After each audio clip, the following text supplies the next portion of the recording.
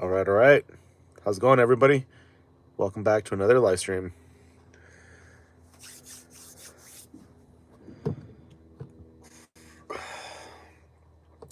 Man, it's a chilly one today.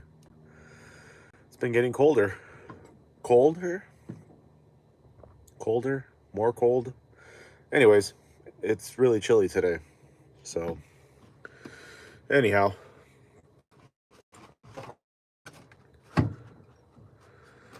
we are still here doing the dang thing.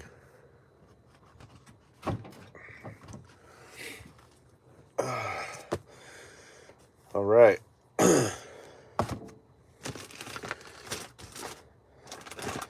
Got kind of a late jump to the live stream. I wanted to do it probably about, an hour ago.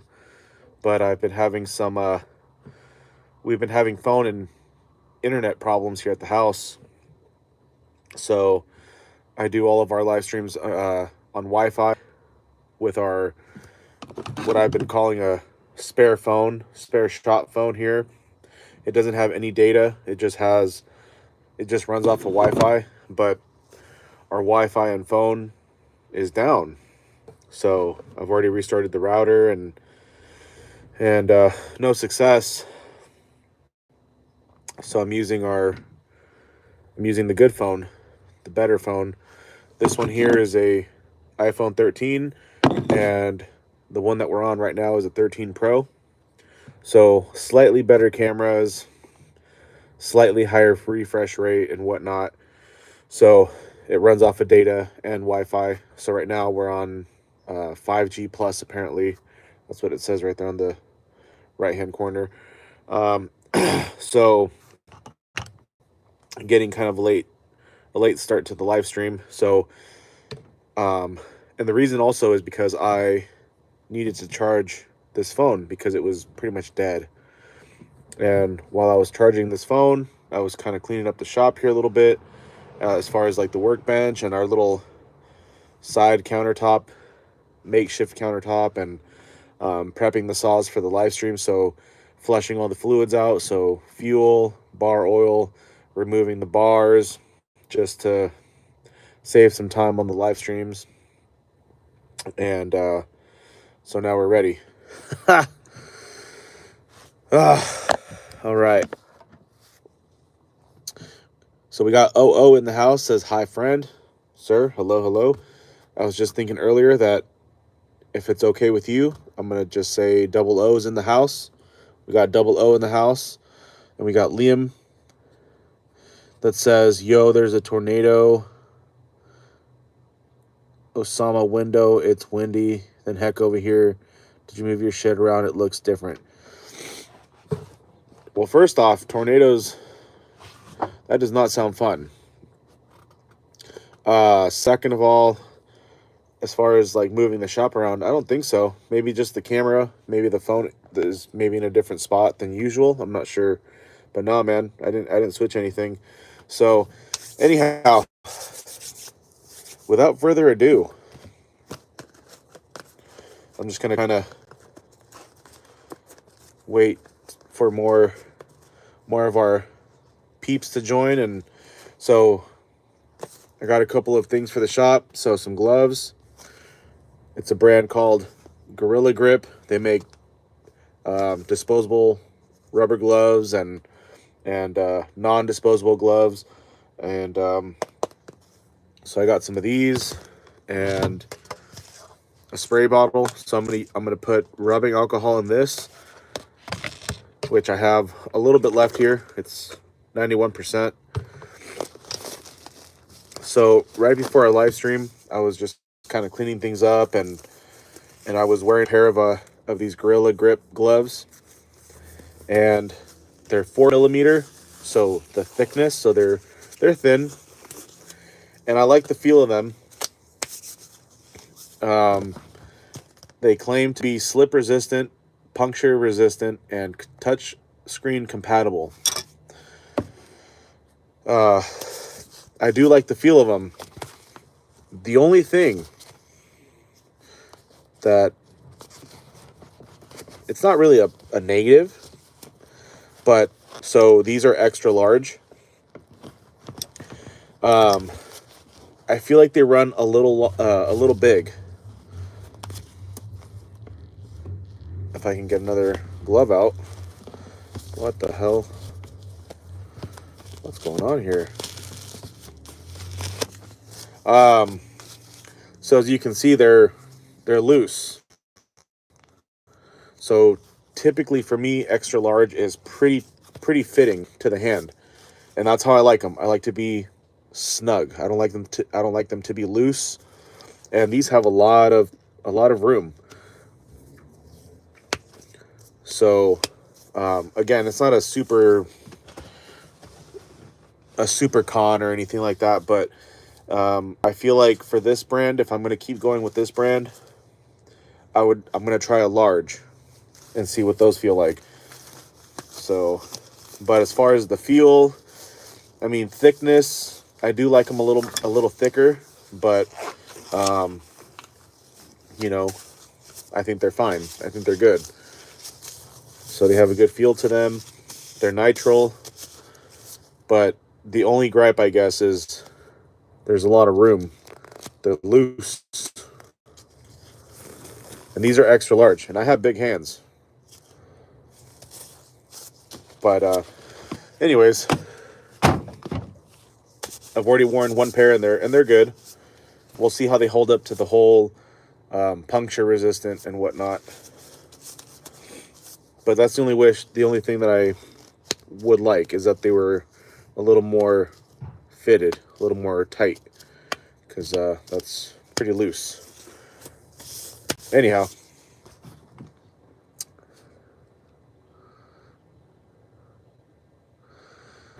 so Liam says, "Oh, by the way, can you start calling me Husqvarna again?" Sure, why not? Double O says, "I use medical gloves. It's much better, but they sometimes rip apart." Yeah, so the reason I even got these, it's not because I was specifically going for the Gorilla Grip brand. It's just I'm used to using a brand called Glove Works, and these were cheaper. Honestly, it's a box of 100, and I paid, oh, I don't know, like $22 compared to Glove Works, where it's like closer to $30, or after tax, yeah, like $30. And you know, the XLs are actually, you know, they feel like XLs to me. But I was like, you know what? As long as they just get the job done, as far as so the reason I'm even wearing gloves again is for poison oak. We're getting into the season where things are blooming, and I am allergic, highly highly allergic to poison oak. And I feel like buying a box of gloves for whether it's $22, $30, I feel like it's a small price to pay to avoid poison oak. And like I said, I got this spray bottle to put rubbing alcohol in, because what I'm going to be doing and doing my best to do is at the end of every day, spray down and wipe anything that I use tool wise. So everything that I have here right now is what I used yesterday. So we have Alonzo's 194, which I'm pretty sure, I mean, it's working in the same farm where his 440 came from, and that's where I just got poison oak from. And I don't mean to say it as like, oh, I got poison oak from his saw, and he actually saw our live stream last night, and he's like, and he texted me, he's like, dude, he's like, oh my gosh, he's like, I am so sorry, he's like, I didn't know you got poison oak from my saw. And I texted him, I was like, dude, it's not even a big deal. I'm not even upset. I was just making conversation. I was like, dude, it's all part of the game, you know. And again, it's up to me to be what's that word, proactive, you know. So wearing gloves, making sure that everything is all good, especially knowing that I'm highly allergic to poison oak. And he's like, oh man, I feel so bad. I'm like, dude, don't even feel bad at all.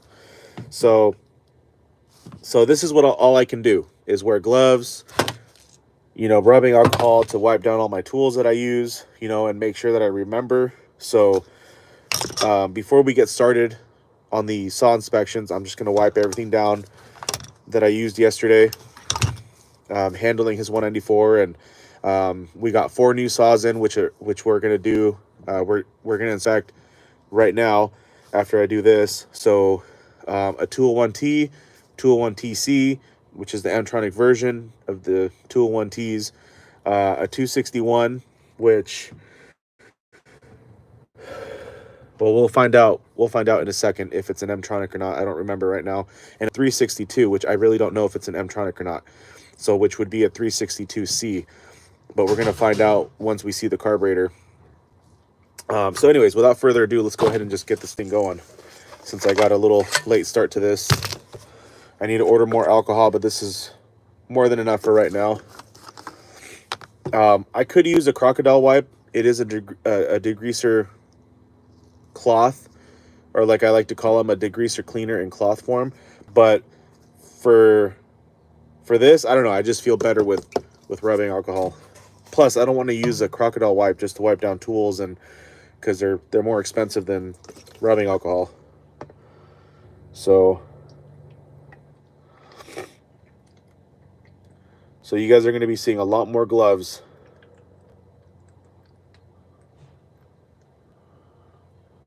Oh.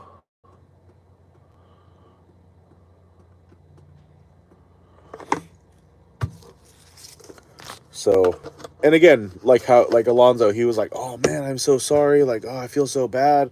And I'm like, "Dude, like, don't even worry about it. It's really just all part of the game, and I should know already, that I'm allergic to poison oak, and I stopped wearing gloves for so long. And just because we're not in like the bloom season or when poison oak is in its peak, I mean, you can still contract poison oak anytime, as long as of course it's going to be a little bit more, at least I like to say, it's going to be stronger certain parts of the year, but you can always catch poison oak.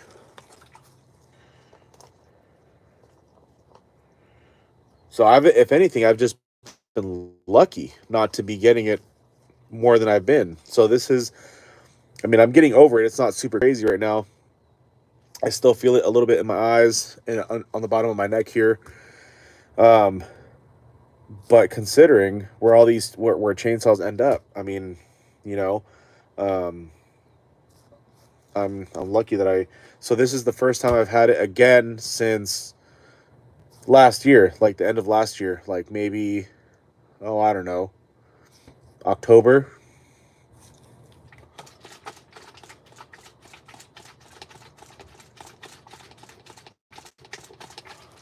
What's going on with this thing? Oh, here we go. Yeah, good old Zep coming through. All right, so let's go ahead and just wipe this stuff down. I know I'm going to use it right now, but I meant to do it yesterday, but I did not. Let's see.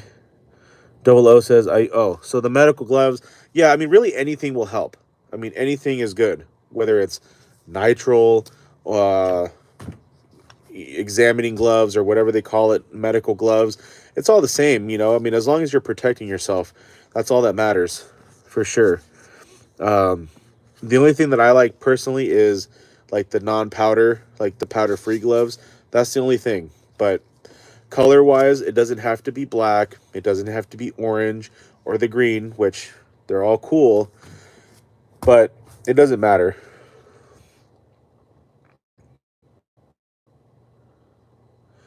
BB says, why are you not painting your hands instead of wearing gloves when you working? Why? Why you be tripping, man? I don't even know what you're saying, bruh. I don't even know what BB is saying.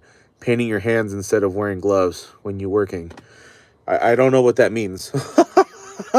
I don't know what the hell that means.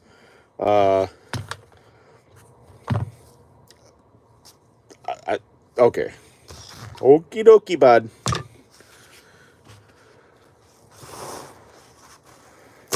I think BB missed the whole point of the whole poison oak thing. I don't know. Maybe I'm wrong. But I don't even know what the hell y'all saying, man. Shit. So let's just go ahead and wipe down a few tools, and then we'll get to the inspections. You guys already know that inspections don't take that long anyways. So, see? So that's more than enough alcohol right there just to wipe down. Also, Liam says, or excuse me, Husqvarna says, I did my first live stream like last week. That's awesome, dude. That's good. That's a good thing. Hopefully you had some viewers. I'm sure you did.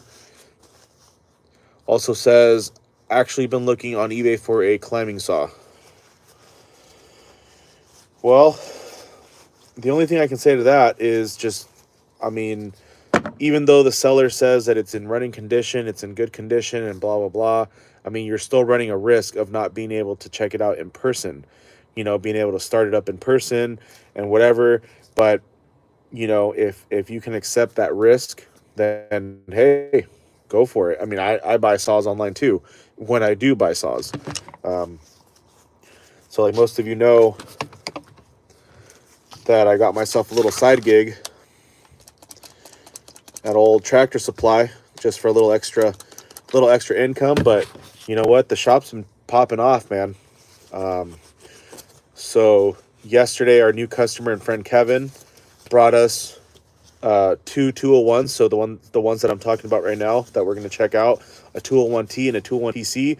And then at 8 o'clock this morning, he calls me, and in all honesty, I was still asleep, and so I didn't answer. And he texted me, and I saw, you know, when I woke up at 10. Oh man, this dude sleeps in.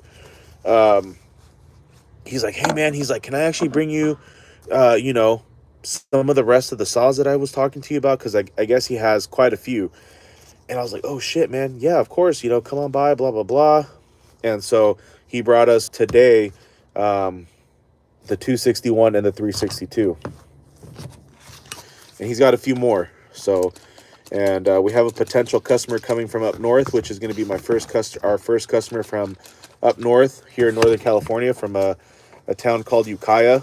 He has an 044 that he wants to get he wants to modify the muffler, get a couple things checked out, like the rewind assembly, and maybe a little timing advance. And we were talking about a gasket delete and all that, and blah blah blah. And so we're just talking about all that, because you know the thing is, a lot of people think, not a lot of people, but some people might think, oh well, it's just the gasket delete, just get rid of the gasket, the base gasket, and you're all good. It's not quite that simple. I mean, there's a lot of, I mean, not a lot, but there's a few things to keep in mind. So, and that's something that I can't really talk about because I've never done it. In all honesty, I've never done it. It can be beneficial from what I hear and from what I've been kind of starting to see on forums. But it's not just a matter of, oh, let's just get rid of the base gasket, slightly more zip. No, it's not that easy. It's not just get rid of the base gasket. From what I understand, it changes timing, obviously the squish, you know, compression, blah, blah, blah, blah. So it's not, so whoever is hearing me talk about a base gasket delete, or has been considering a base gasket delete, and you're like, oh, well, I'll just get rid of my base gasket. Simple. It's not quite that simple. It's not quite that simple. At least in my understanding, from what I've been starting to see. So, Double O says, I use spray bottle for alcohol, like the small antiseptic one works good too. Really, yeah, anything would have worked here in this case. I was just, for some reason, when I thought about a spray bottle, I was like, oh, the Zep. It doesn't have to be Zep, guys. All right, it doesn't have to be anything crazy. You could even use one of those dollar store spray bottles, the little colorful ones for, you know, a couple bucks, as long as it sprays. but I had to find gloves, so I got these couple of items from Home Depot. I was gonna order from Ace Hardware from the couple towns over, but they want like $32 for a box of gloves, and I'm like, okay, I already know that brand of gloves, which is the Glove Works, but I'm like, ooh, I'm like $32 for a pack of 100. Plus, they didn't even have rubbing alcohol because I need more. So neither did Home Depot, and so these oh gosh, Gorilla Grip gloves were like $22, so almost like $10 cheaper. And I was like, I just need to protect my hands. I do need to buy some rubbing alcohol, but I'll probably get that on Amazon. And then the spray bottle, I mean, I don't know. I like Zep brand, and I just kind of went. I honestly just went for the name brand at this point.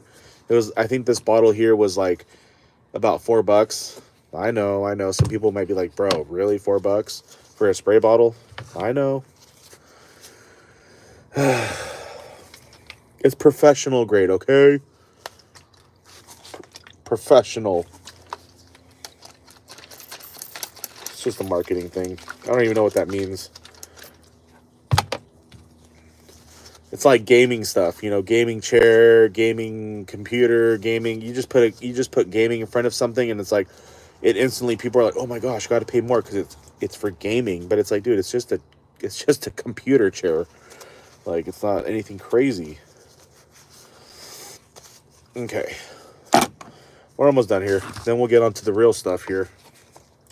I don't even know if I should be spraying alcohol on. Whatever. Better safe than sorry in my case. In my case.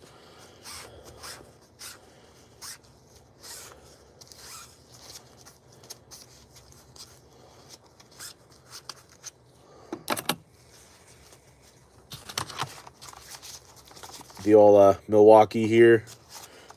Subcompact M12.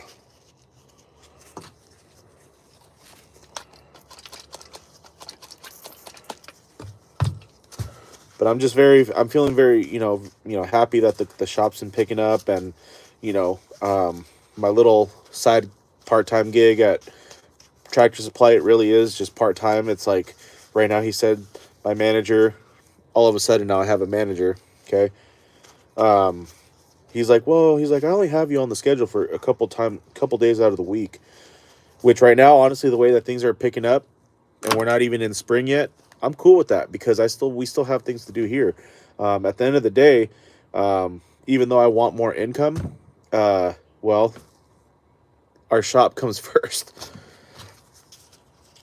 Because when we have steady foot traffic, not to sound like a douche, but we're doing okay. We do okay, all right? But we're still in winter season, and things are still a little slow, and, we got to kind of make up for that. So, but if we have a season like we did last year, during our opening season, which was at the end of spring and getting into summer, shit, we don't need no part-time job. But again, I always say, if we feel like we could do more, then we could probably do more, and we should. Why not? We ain't gonna lose anything. We might, if anything, we're just gonna gain. So let's get these goggles here all nice and decontaminated. And again, guys, I mean, just because I do this does not mean that I'm completely safe from catching poison oak. This is just a precautionary thing. If anything, it just reduces the risk.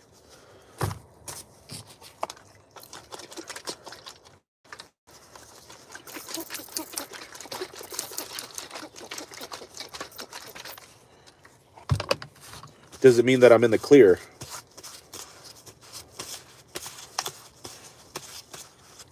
Ooh, that's some strong stuff. I'm going to see if I can find the good old 99 days. 99%. You guys remember those days? 99% alcohol? Oh, I mean, I'm still cool with 91%. But at one point, they're like, oh, only 75% in stores. And it's like, ooh, is that even doing anything? Like, shh. Okay, this is good enough here.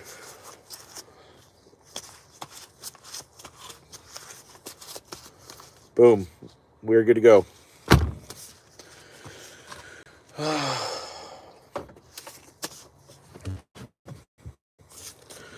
Sorry, guys. I'm missing some of the comments here.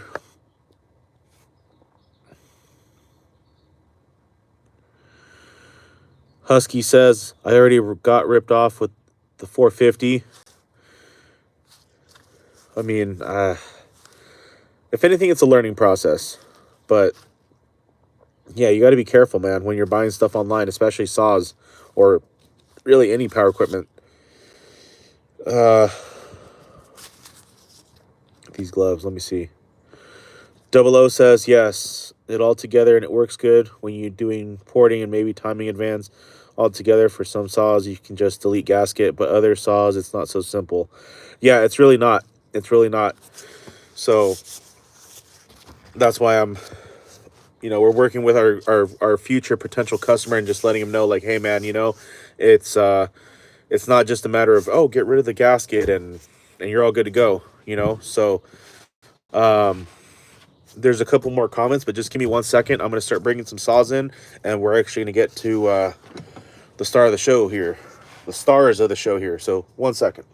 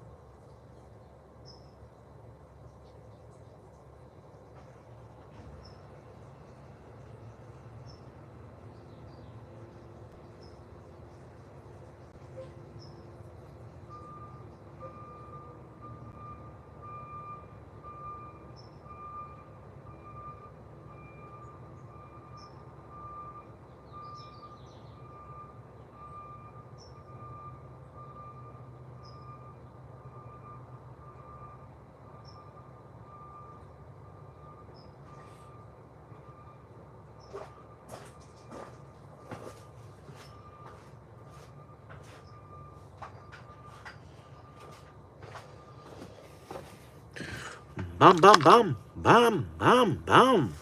So 201 TC, Mtronic, and 201T, non-Mtronic. That's what we're going to start off with first.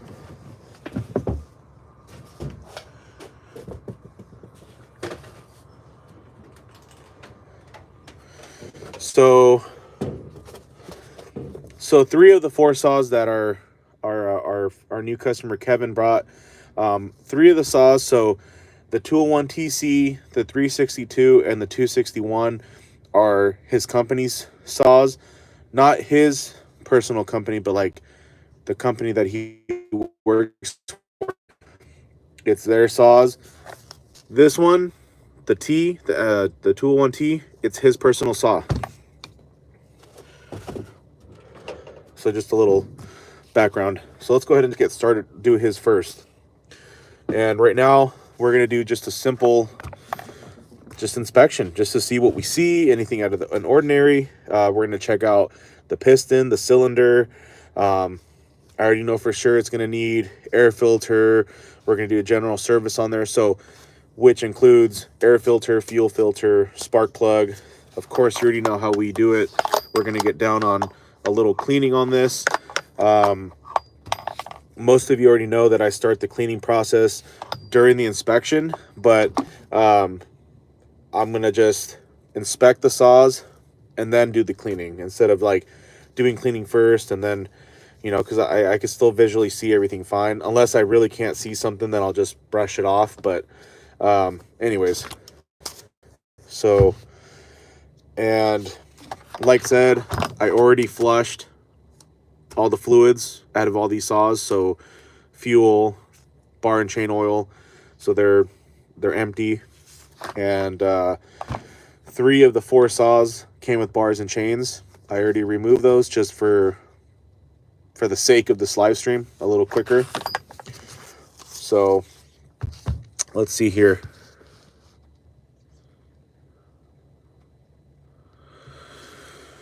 Liam says, my new chainsaw almost got, or excuse me, Husqvarna says, my new chainsaw almost got blown up today. What? How did that happen? And we got sunny days in the house. Hello, hello. Happy Wednesday.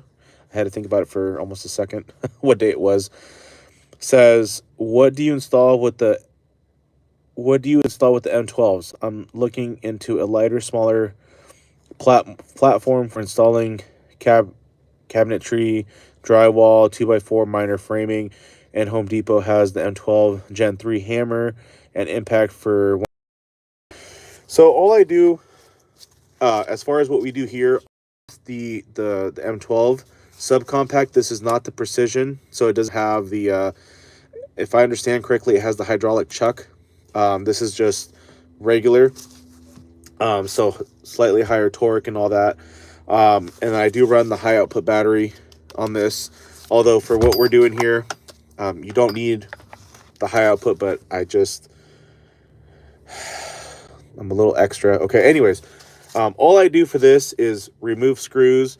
I set screws just enough to where I can go in and just do a final hand torquing or hand tightening.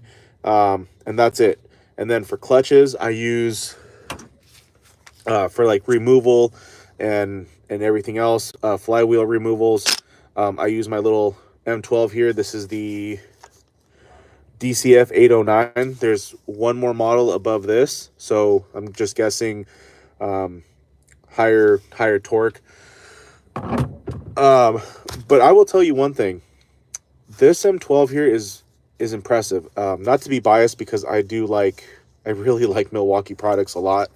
But I also do like DeWalt. But my first choice is Milwaukee. And what this little M12 is impressive. I think just based off of what you're saying, I think this M12 with the high output battery, I think it would be able to tackle everything that you're doing. Because this thing has a lot of power, man. The best way that I can describe this M12, I believe this is the Gen 4. And I can't even get into detail of what they've changed between the Gen 3 and Gen 4, or maybe I'm misunderstanding, but I'm pretty sure this is the Gen 4. I just bought it at the end of last year. And this is actually not even mine. This is my grandfather's that I bought for him. But since it doesn't get used, I mean, Grandpa is, how old is he now? 86. And he doesn't really do a whole lot of projects now, but anyways, it doesn't matter. So and I just started using it to save my hands a little bit, because I like to do everything with just regular hand tools. Anyhow, but this thing is impressive, man. For cabinetry, framing, this will do the job. No problem. No problem at all. The high output battery, how much of a difference does it make? I don't know how much, but it does give it a little more juice. But I feel like even just running the red lithium, what is it called? The XC, this thing has plenty of power. So this is torque setting 1. What are we? 1% battery, or like 1 bar of battery, so probably not the best representation, but so that's 1. This is 2, and then this is 3, and then of course it has the I don't know what you call that setting, but plenty of power. I mean, this little thing can do a lot. So let's see. But I think, the hammer drill and this, I mean, they have a couple of bundles. Just the tool alone, at least here at my Home Depot, I think it's about $135, maybe $140.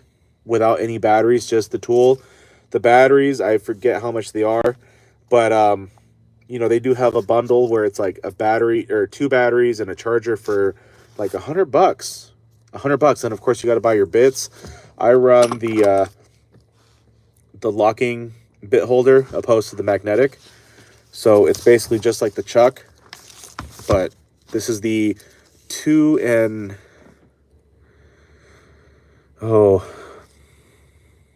2 7/4 or something like that bit extension, and then I also have the 6-inch, which I had originally, but for what I'm doing, it's just too long. I don't like it, so I bought the shorty. But man, this thing can do a lot. For framing, I feel like cabinetry, I don't have experience in either of those, but this has plenty of power. Plenty of power. This is, some might say, well, duh, but this is like the M18, but in like mini form. A lot of power. Now, if you go to get the M12 Precision, it's going to have slightly less torque. It has the hydraulic head or chuck or whatever whatever it's called. But you're kind of jipping yourself on power. But maybe for cabinetry and framing, you might want that. I don't know. And even then, I think this little M12 is very capable. Very capable. So, but that's what I use it for, just to remove screws, to, set screws, and just to kind of save my hands a little bit. And I just recently started using this. So, Crack and Smack says M12 sucks. M18 is the way. I mean, it's kind of a weird statement, because it's different uses, So, that's interesting. That's interesting that you say that. But anyhow, that's your opinion. That's great. But obviously M12 and M18 there's different uses, different capabilities. So anyways, obviously for this, using an M18 would be super overkill. I mean, even this is probably overkill with the high output battery. I mean, this is too much. You don't need. But anyways, to each their own opinion. Sunny Day says, I already have 20-volt DeWalt stuff, just looking for a lighter, more compact version of my employees. Has M18 stuff, and I hate the ergonomics of the M18 drills. Yeah, and so I will say one thing. So touching on DeWalt, so obviously I have a DeWalt impact drill here, 20-volt. This is the atomic, brushless, all that good stuff. It's got the nice little LEDs. And so I bought this super cheap. Super cheap. It was kind of a bundle deal. So you get the little carrying case, a charger, 2-amp battery. I forgot how much I paid. I was going to try to resell it. I didn't get any hits. And then when I started running my little shed shop here, I had to start removing clutches and whatnot. So, of course, I wanted to go out and buy a Milwaukee, the M18, because that's what I prefer to use and what I like. But I've been learning on how to not spend money where I don't have to. So I already had this sitting in my storage shed. So I was like, you know what? I'm just going to use this. And this has worked very, very good. Every now and then I get a saw where this DeWalt cannot remove the clutch. So that's only been a Husqvarna 395 XP and a 288. Everything else, this thing can handle anything else. But I'm just using it, and it's very comfortable. It has a nice feel in the hand. Like I said, for most clutches and most things, because that's the only thing that I use it for is clutches. For most clutches, it does just fine. Has more than enough power. But every now and then, I get a clutch that it just cannot do. It doesn't have a torque, what would you call that? you can't set the torque level. It just has one setting. But I like the feel of it. I like the feel of it. It feels nice, and I don't hate DeWalt because I grew up with DeWalt in Milwaukee, and just because of my grandpa, he used everything, Makita, but it was mostly DeWalt and Milwaukee. So, and I think actually, you know what? I also have a DeWalt subcompact, a 12 volt. I haven't tried it yet. I haven't. It's brand new. Same thing. I bought it for super cheap. It was a sale. It was another bundle. I think it comes with a charger, 2 batteries, and of course a little carrying case.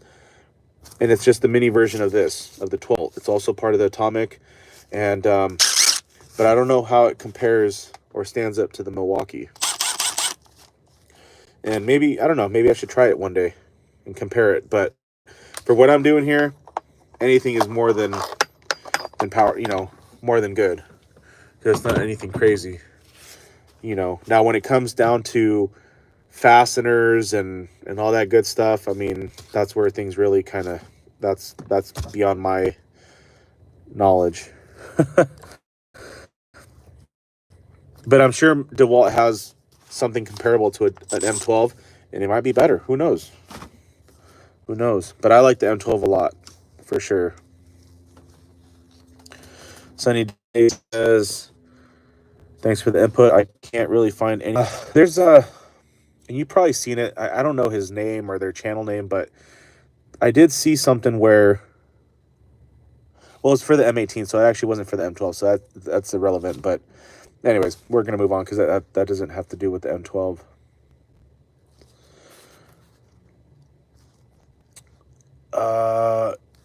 Husky says, why do people not clean their saws? Well, it's just you'd be surprised a lot of people don't. They want to, like, I don't know, people just don't.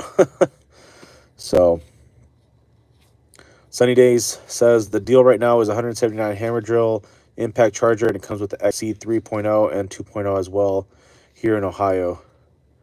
Yeah, I think we have something similar here in California at Home Depot, assuming that that's where you're looking at the deal, which, again, if it's the M12, not the Precision, I think it's still going to have some cojones, man. The M12 is, in my opinion, again, not to be biased because I really like Milwaukee, but it's got some balls, man, for sure.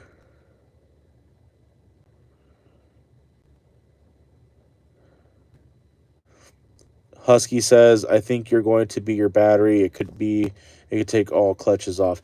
I mean, it could be the battery on the DeWalt. I mean, I haven't tried using a higher output battery, but that definitely would be something to consider for sure. Sunny Day says you could run a flex volt battery in the DC 890 and it might break those hard clutches free. If you find a flex volt for cheap, they ramp up the power. Yeah, and I think, some might say, oh, the battery doesn't really matter. And I don't even really know how much it matters, but obviously, it does make some difference. So yeah, eventually maybe I just have to upgrade the battery and it might be fine.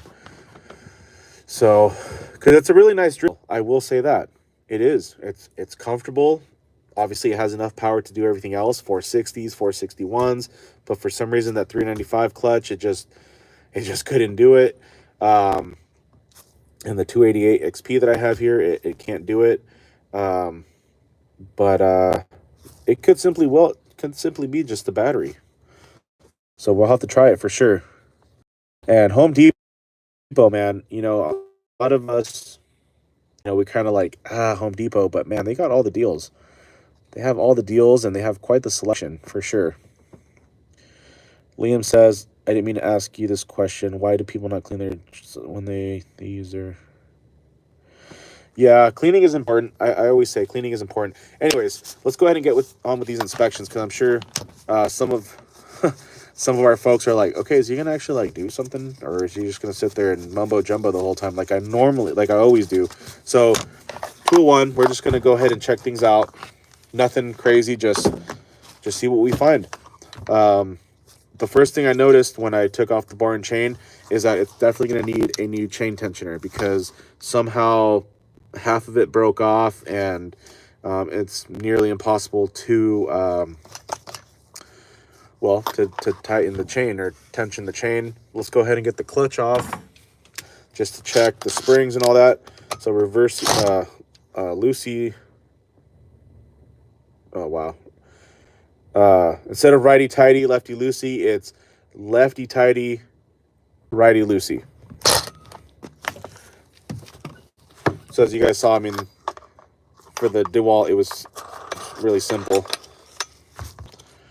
Check the needle bearing, or some might say roller bearing, which it looks good. Looks good. Let me go ahead and open up the shed door. I'm surprised that we're not getting poor service, but I guess that's what happens when you're using a good phone with your data, not the Wi-Fi.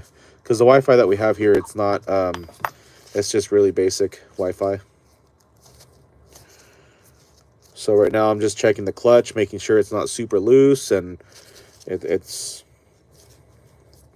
from my knowledge and expertise, it feels good. No noticeable discoloration, if any, so it's not getting super hot or anything like that, so it feels good.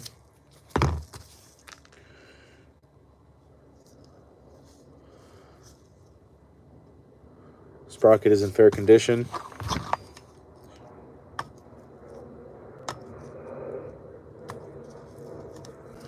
Go ahead and check out this worm gear just to make sure it all looks. Even though we still have to run these saws, but just to do a little overview is good. But obviously running them will tell us everything, and then of course we're going to check into the cylinder and make sure it's all good. But from what I can tell, the worm gear is all good. So the complaint on this one was that it was just not running good. So it was kind of sounding like it had some hesitation, kind of some bog downs. So I always instantly think of carburetor. So the metering diaphragm, this one is, well, not Mtronic, because it could also be the solenoid valve, but in this case it could just be the metering diaphragm. It just might need, might just be time to replace it. Because what happens with the metering diaphragm, they get stiff, and so they can no longer move up and down with the pressure. So it could just be a metering diaphragm, but we're going to check it out as well. We're going to just check a little bit of this, a little bit of that, but the clutch seems fine. Well, it actually seems really good, not fine.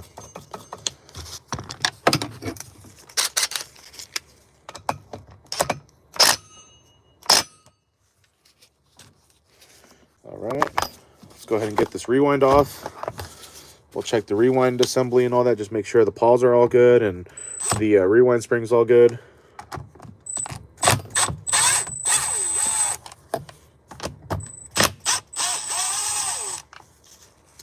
And one thing I will always recommend, especially working on saws or power equipment, always start by using if you're going to use power tools, always start off on the lowest torque setting first. Because you could always move up, especially when tightening down, you know, like setting your screws back in place. You know, you could get away with your lowest torque setting just to get them set, and then go in and give them a good hand snug by hand, because it's very easy and very quick for things to go wrong.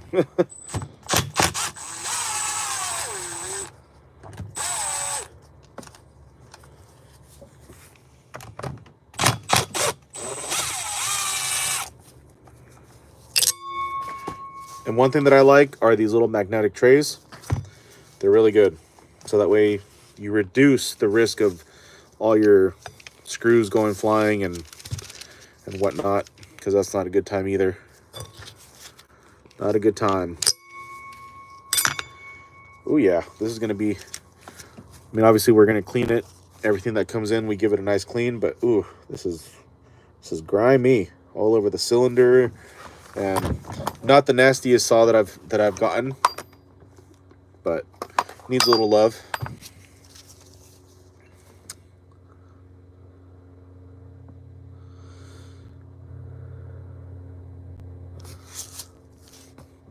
Husqvarna says, I want that 288, please. Well, if it was mine, we would be able to talk about it, but it's not. It's for our buddy Leon's from Turlock, California here. That's his saw, and we're still waiting to, it's kind of on standby right now, but it's a hefty saw for sure. Sunny Days says, that hoodie is a cut above. Do you sell those? I don't.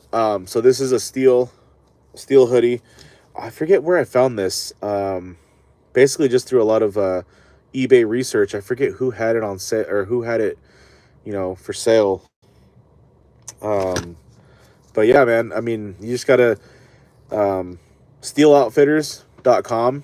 There's a couple different Stihl outfitters, but they have a lot of cool gear, some timber sports gear and whatnot. But really, if you want to find just different Stihl gear, eBay, which is genuine Stihl Outfitters gear.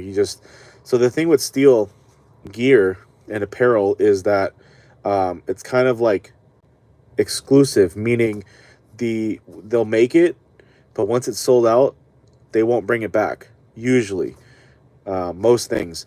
So this was just one of them. They just released it one year and that's it. But I ended up finding it, and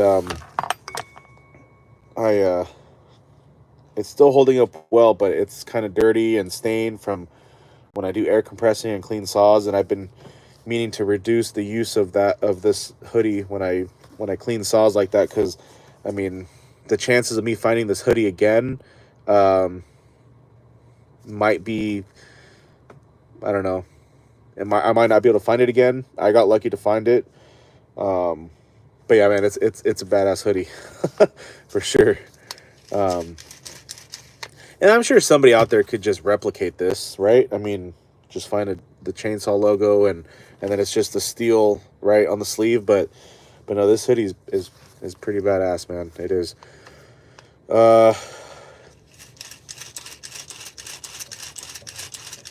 So the rewind assembly seems good. Paws are intact. Everything is good, working as it's supposed to. Opening and closing. As you can see, open, close. The rewind spring is still in good condition. I don't hear any slack inside underneath the rotor, the rotor here. So this is good, and it feels good. Good tension, good everything. So we'll put that off to the side. We already checked the clutch.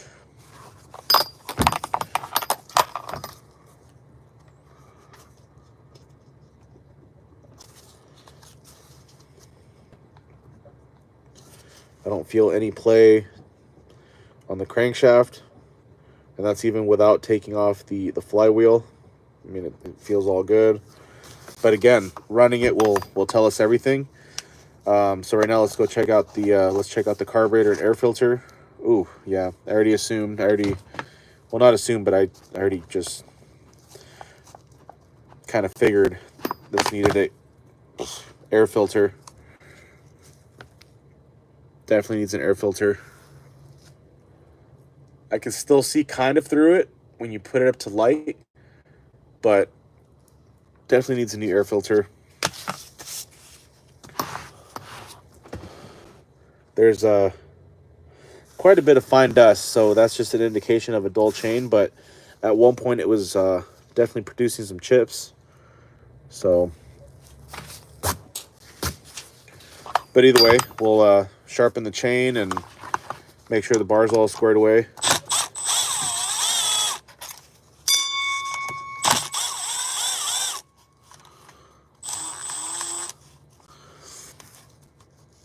Double O says, have you tried to weld a broken absorption screen? I have one rare in my 262. I haven't, dude. That sounds crazy though. Absorption string? What is that? Honestly, I don't even know what. But no, I haven't though. I haven't. Ooh. So this is why cleaning is very important, and it's overlooked a lot. When my customers or our customers always ask, like, well, what can I do to protect my machine, get more longevity, blah, blah, blah. The first thing I say is clean it. That's always the best thing, especially inside the carburetor box. That's what I call it. I'm pretty sure that's what they call it. But as you can see, look at all that fine dust. Fine, you know, definitely running a dull chain. Just a lot of fines in there. And as you can see right now, that's not what you want. All those fines in there, all that fine dust, because, oh boy. Oh, wow. At least we know the magnet's working good. Because eventually, as you can see, all that dust is sitting right outside the intake of your carburetor. So eventually, it's all gonna get, it's all gonna start getting sucked into your, you know, to your cylinder, and it's gonna find its way inside your cylinder, and that's just not good. So, and that's why we just clean all saws when they come in. We don't charge extra. That's just something that I like doing. But anyways, so that's not what you want there. So let's go ahead and pull this carburetor, check the diaphragm.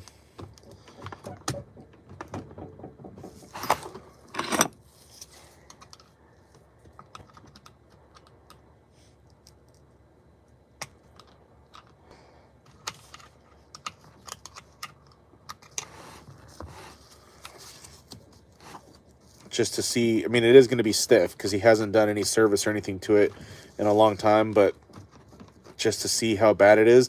And sometimes it can be tricky to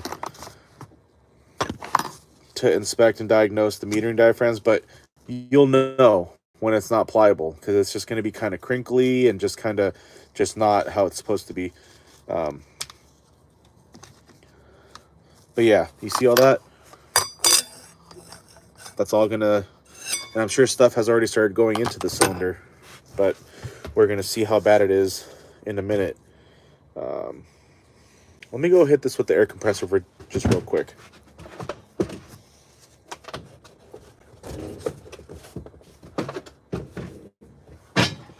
Oh boy.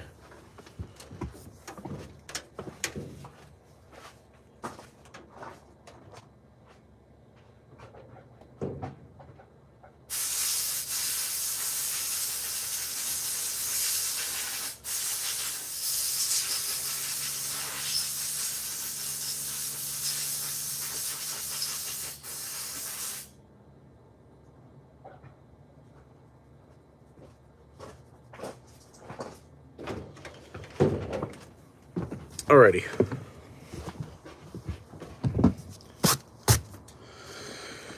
Sorry, I'm missing some comments here. Sunny Days is asking, have you used any of the M18 field chainsaws yet? I'm slowly switching all of my home yard equipment to battery. I bought the Milwaukee M18 mower and it's the best. Or excuse me, it's a beast. So I haven't used any personally, but when I went to Treetopia this year, last year, so Milwaukee was out there and they had their M18 chainsaw with the surge batteries. And dude, that thing is ripping. That thing looks sweet. I was in line getting ready to try it out, but there was this older gentleman and he was being so particular about setting up the log and blah, blah, blah. And he was just hogging up the whole freaking thing. And then the batteries died. And so I didn't get a chance to use it, but it looks sweet. I don't know if I have a video of that on our channel. I'll look, but if not, I'll post it because it's impressive, man, for sure. It's impressive. But no, I don't have any experience.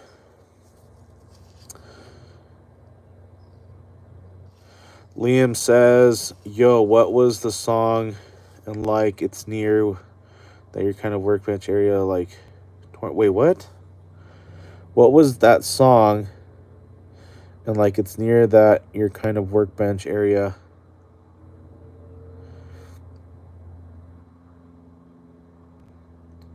I'm not sure what you mean.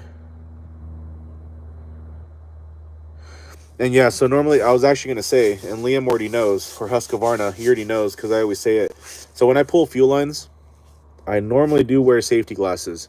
So I wear my little Milwaukee safety glasses here, just because even though I flush the fluids, sometimes, you know, fuel will get trapped inside the lines, and then with the pressure and sometimes it'll spray out. But this time I did not. So, you know, but normally I do, and it's probably a good idea that you do because you never know, especially when air compressing too. You want to wear safety goggles. But again, I didn't do that this time, so I'm kind of not looking too good right now.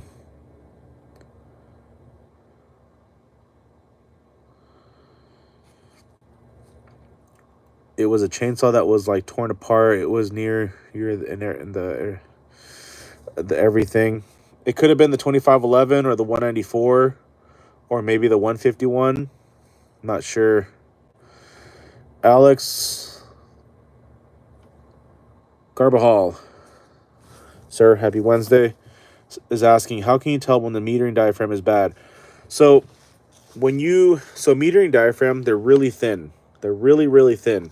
It's almost like it's almost as thin as like a sushi wrap, just super thin, very pliable.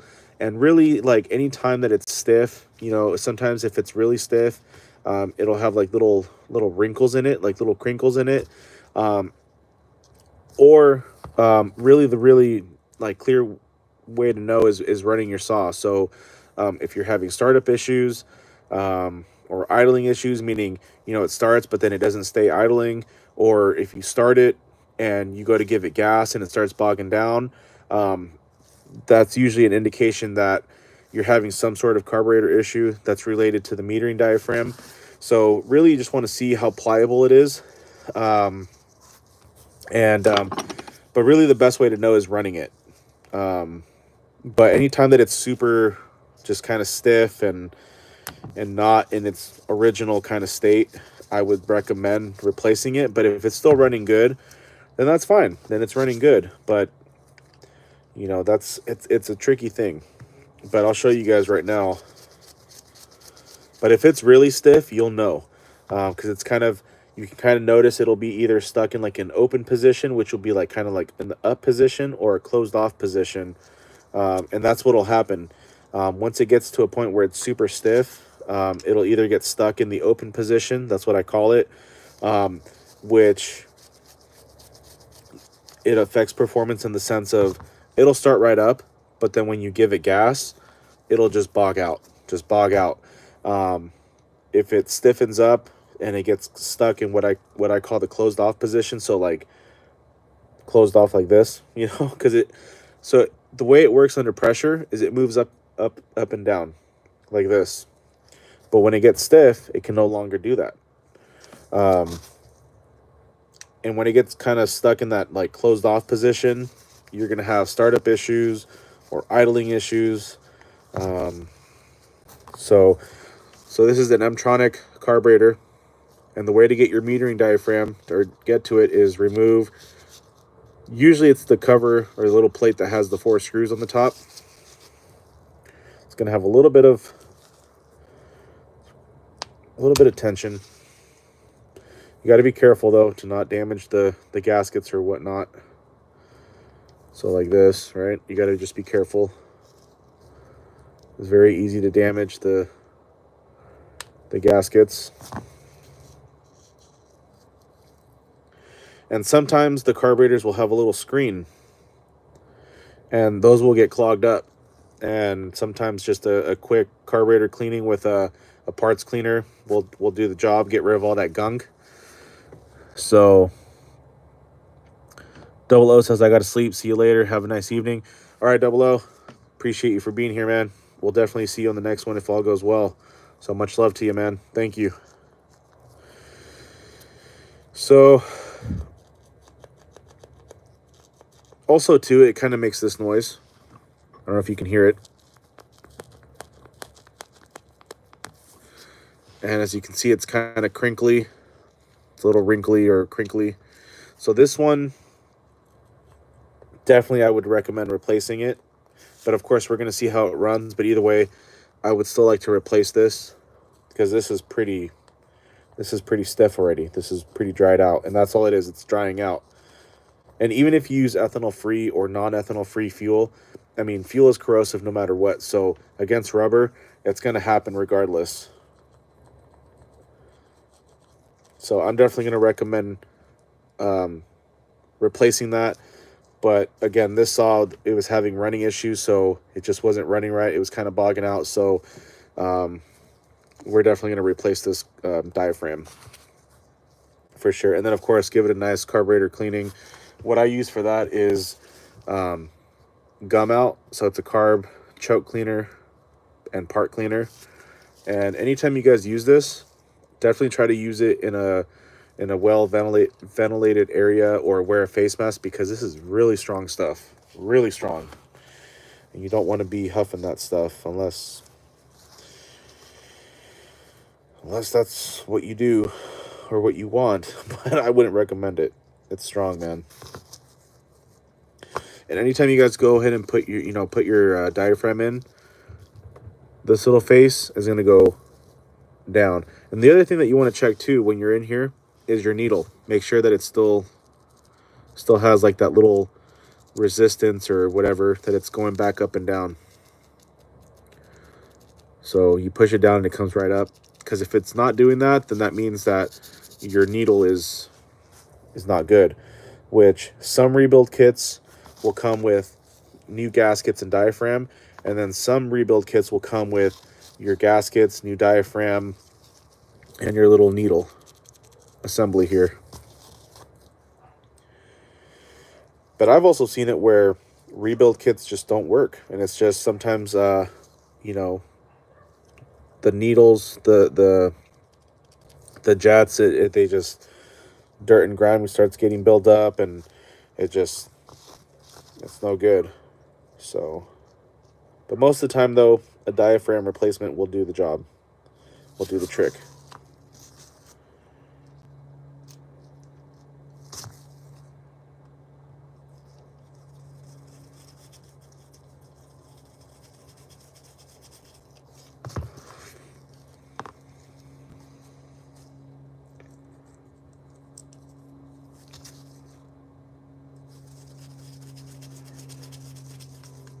I'm not going to completely tighten them down all the way right now.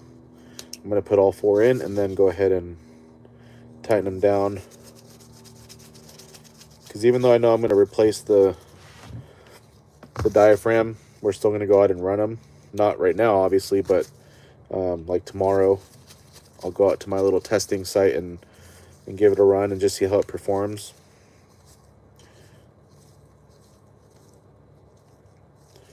But really, this saw, all it's going to be, assuming that the cylinder sleeve and the piston look good, which we're going to check out next, assuming that's fine, it's just going to be some carburetor work, which is going to be the diaphragm.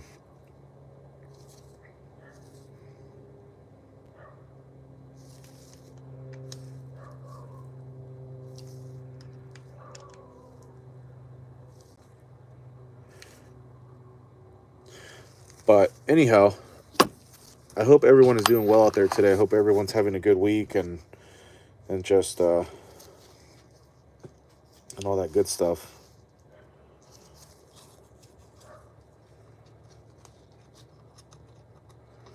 Go ahead and put this carburetor back in.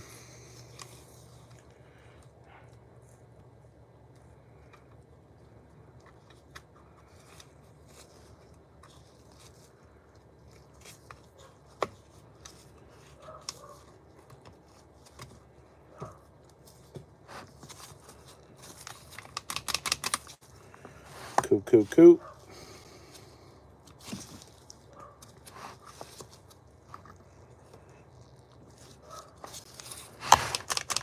All right, throttle is good. Everything is set. Let's just make sure our choke is good. Okay. All right.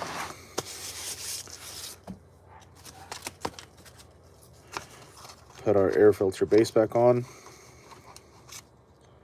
Oh, see, I made a mistake.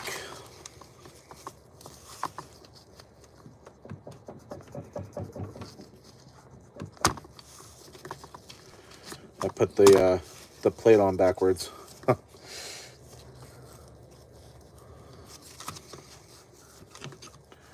Which, what I mean by plate is this little top plate here. So this part wants to be, you want it to face out against the air filter base, like so. But I put it on backwards.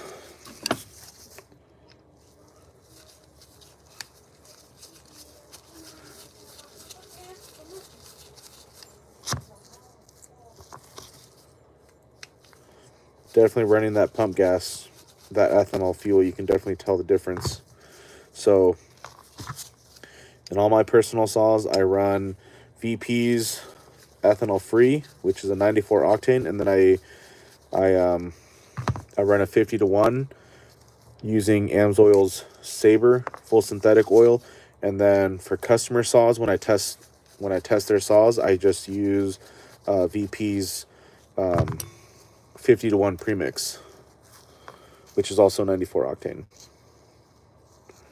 94.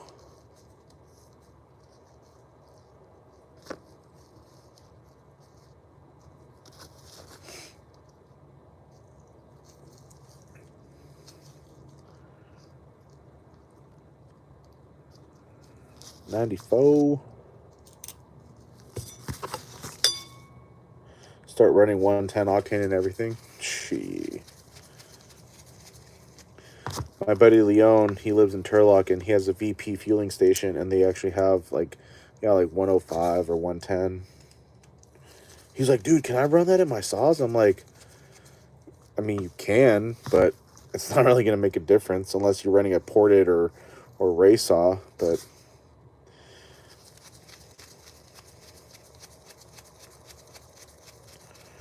kind of cool though, I guess, to try it.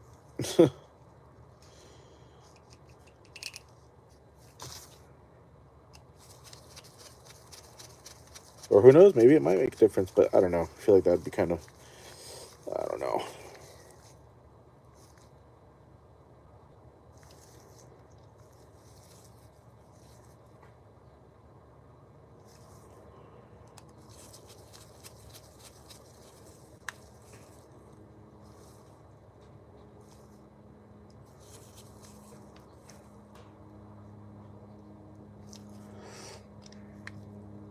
Alrighty.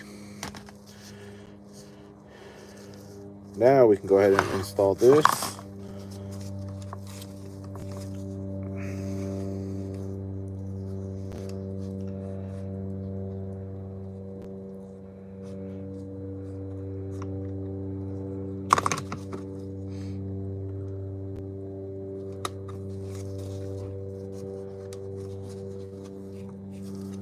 Actually, I should put this one first.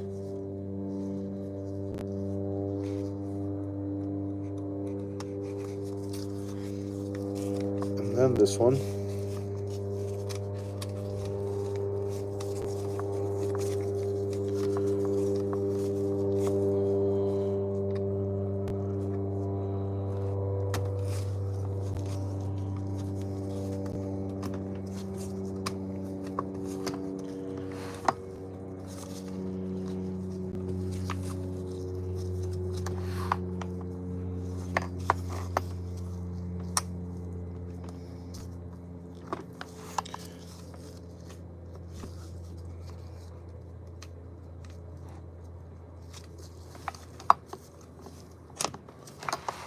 Alrighty. Put our line in. Now we can put our air filter base on. And our other little part, where to go.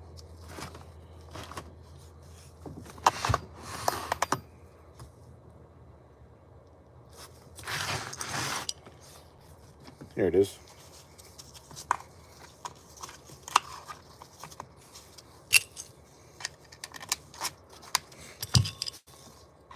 And so right now we're just going to go ahead and check the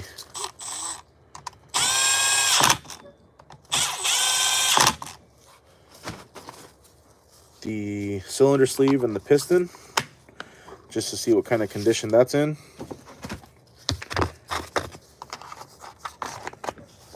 So that way we kind of know what to expect when we go to run it tomorrow. But either way,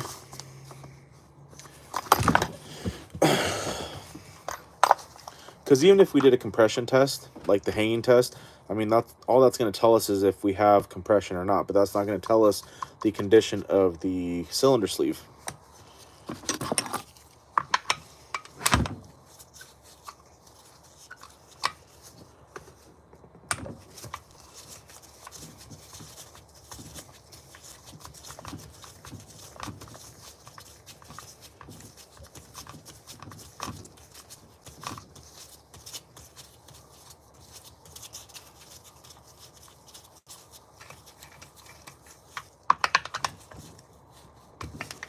And the reason I'm using my T27 here is because that bit won't fit all the way through for this.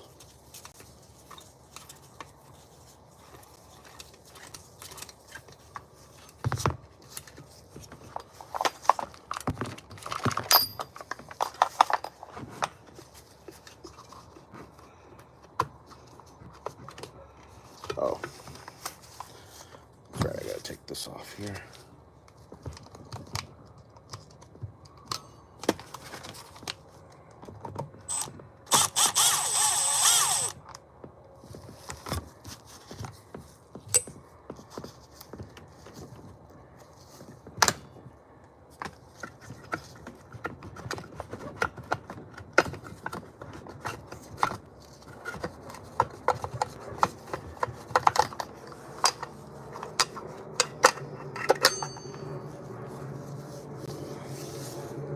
Muffler, which also for this one he wants to run the he wants us to put on the West Coast Saw Service muffler for him.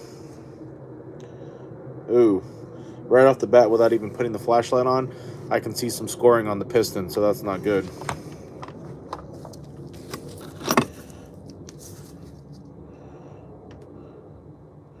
Ooh, looks pretty bad.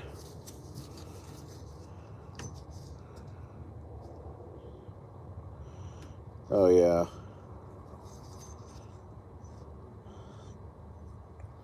So the muffler side of the piston definitely scored up. From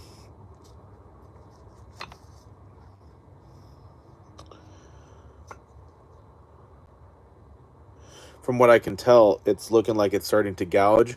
So a gouge, all that means it's a deep groove or indentation. If it was just like piston transfer, in most cases, depending on how severe it is, it won't affect performance. You can clean it off with some light sandpaper, but in this case,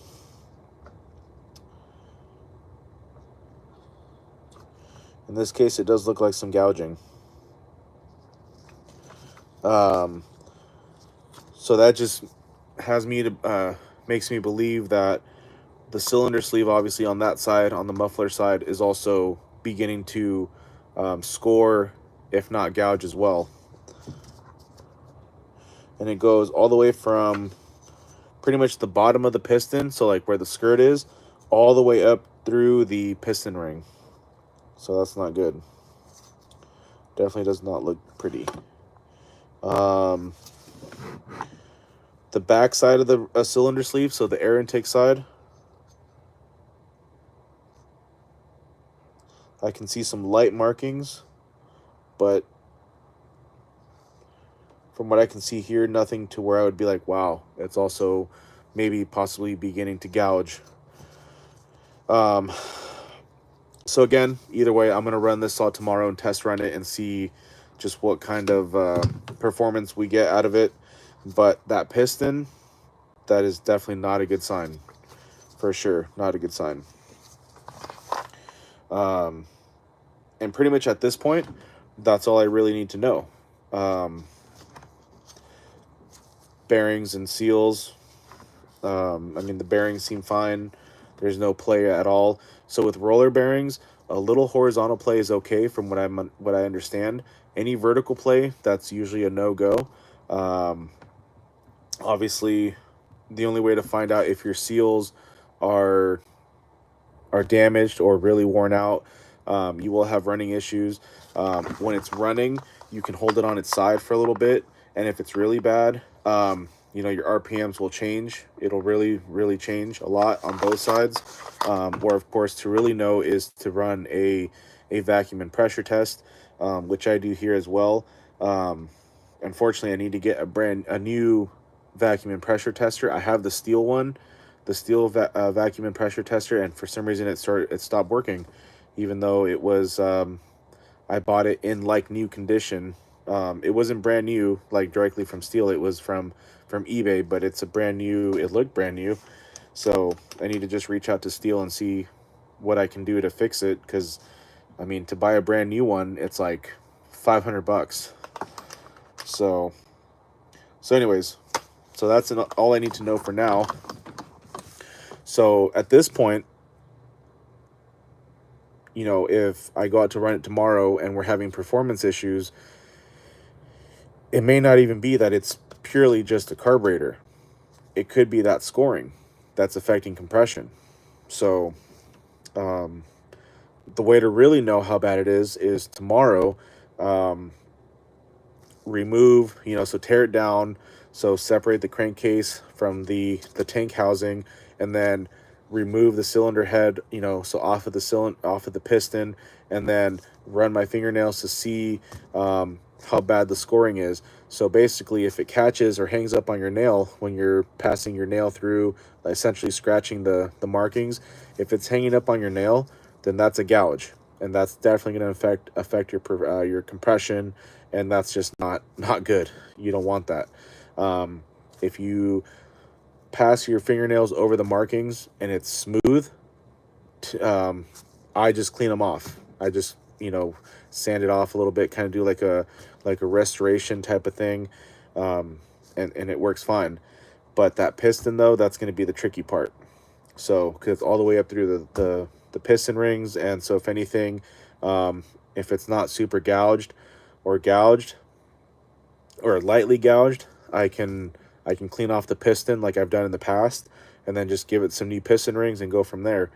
But that's going to be a thing for tomorrow. But basically, when I do my inspections, I just make sure the bearings are good, the clutch is good, and then just to see what the inside of the cylinder sleeve looks like, and then look for any like little minor things like chain tensioner and the handle and whatnot, and make sure everything is good.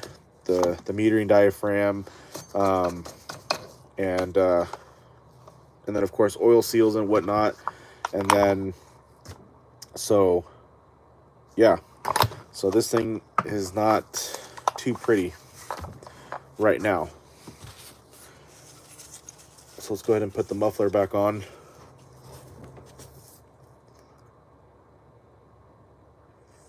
Liam says, damn, I just scrolled all the way from my phone and found you again. Let's go. Sunny Days says, I think Liam might be talking about a sign or saw hanging up in the background around your workbench somewhere. His autocorrect is giving him fits, assuming English is his first language, respectively. Yeah, I'm not sure, man. I'm not sure. I feel bad when I can't understand what people are saying. And Loctite is always the way to go. I always put Loctite, but I can't say always because I'm not going to put Loctite on this right now, because tomorrow I'm just going to go start it up to see how it runs, and that's it. But before I turn it in to our customer, I make sure I put Loctite on anything that's going into metal, any screws that's going into metal, especially mufflers. So for those that are OG followers and viewers, I know some of you are probably like, whoa, bro, the Loctite. And I appreciate you. See?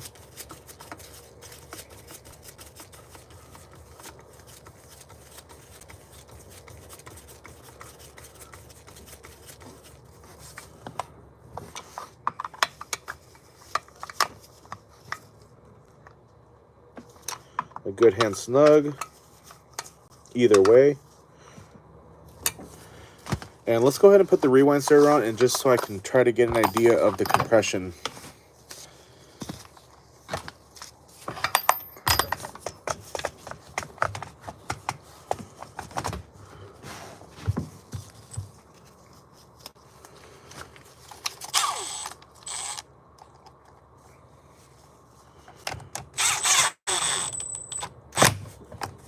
So just a little fun fact, if you guys have a 201 or if you guys ever work on a 201, so when you put the rewind starter back on, or the fan housing, so the coarse thread, that is going to go into your tank housing side. And the fine thread T27s, that's going to go into your crankcase. So the front, as I would call it.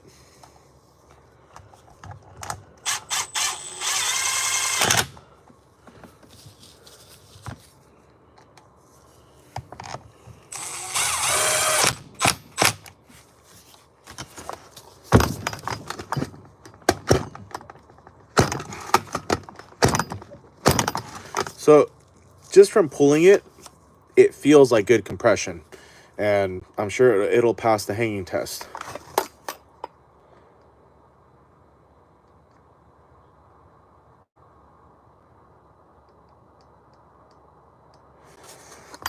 But again, it does have scoring on the piston on the muffler side, so we'll see how it runs tomorrow. So for now, that's gonna be it for this one. No, ma, ahorita no. Ahorita no. And then we're gonna move on to the next one. Let's go ahead and put this cover back on here.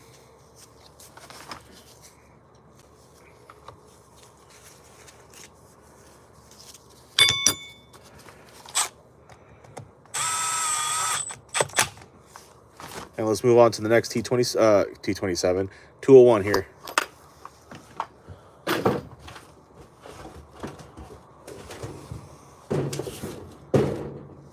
And actually, guys, if you just give me a second here, he needs to come in. So this is Grandpa's shed. For those of you that don't know, this is Grandpa's shed.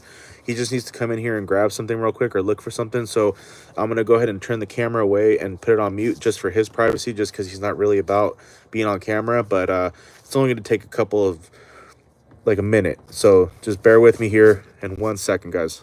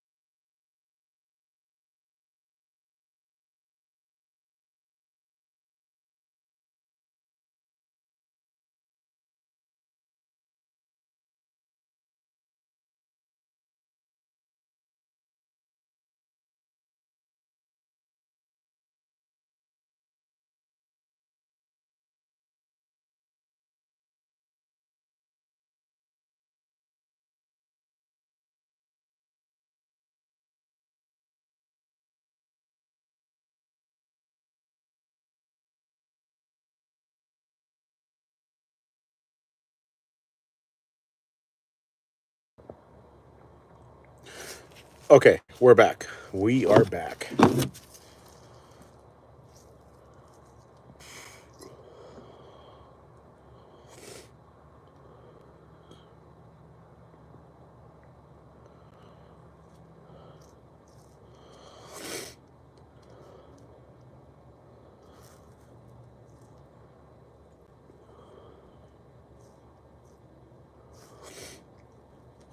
Okay, Grandpa just had to come in and look for something real quick.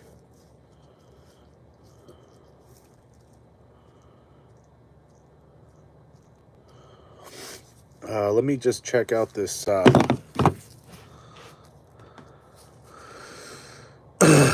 Hey, we got Ground Pounder in the house. Everybody better be on their best behavior.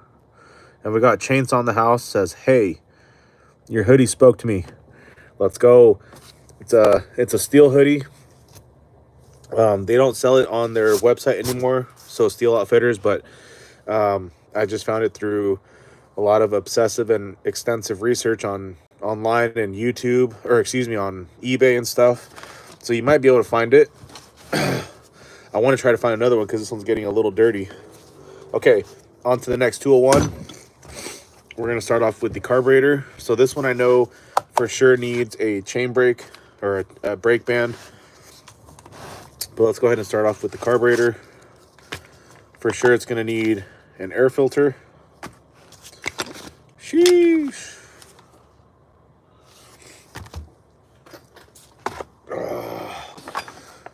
Ground, I don't know if you're still here, sir, but I hope you're doing well.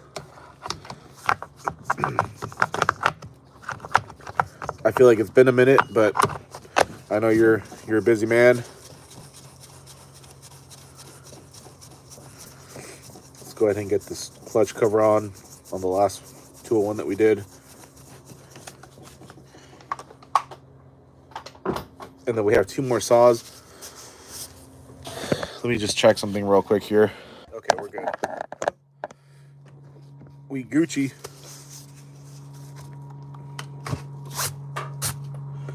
So Chainsaw says, best brand too. Let's go. I agree.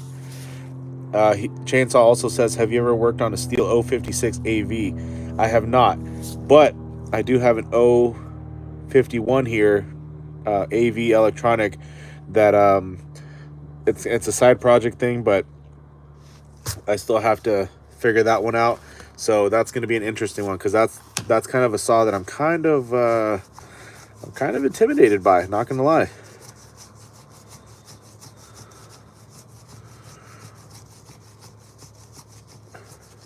Liam, aka Husqvarna, says, I figured out today that I have depression. Well, all I can say to that is, if that's really what you believe, you know, you gotta just make sure to you know, just to talk to people, man. You know, you gotta talk to people, and you know, not feel like, you know, like you're alone in that whole battle. Or, you know, you gotta just make sure to keep people close to you. And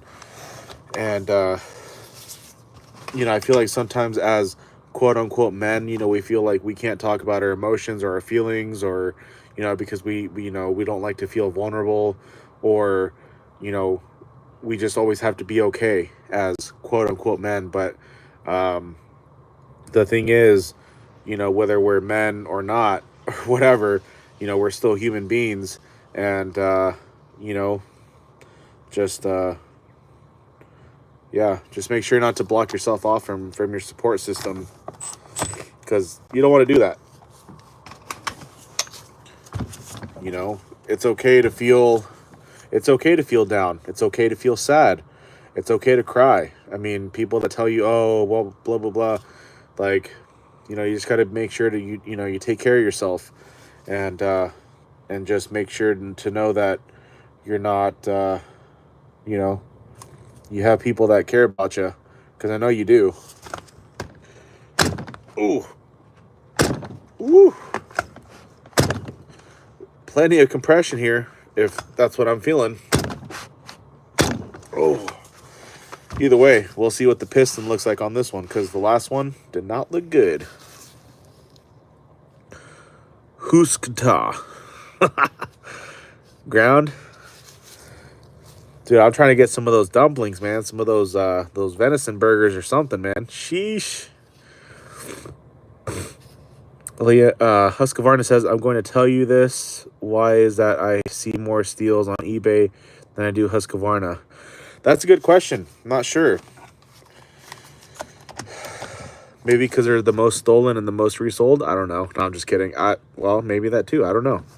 I really don't know, though.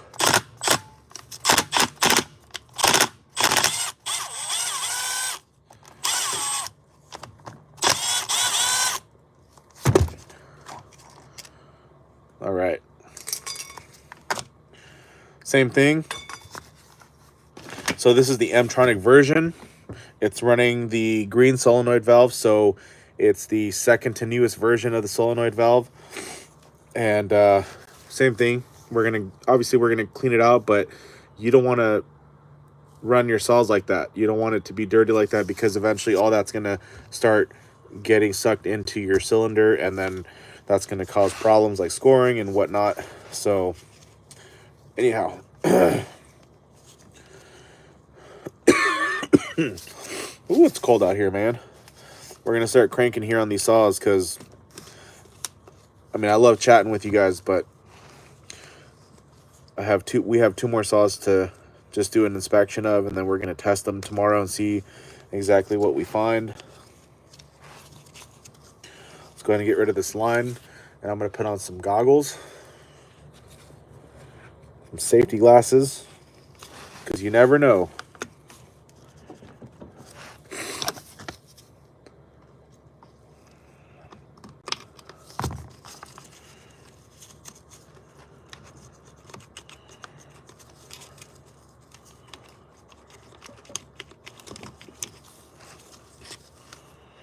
Look at that. It's already starting to go into the intake.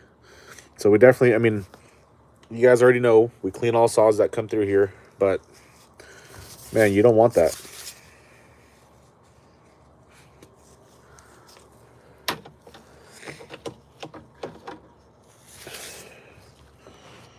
So this one, let me go ahead and brush off here with, do I even have a brush here?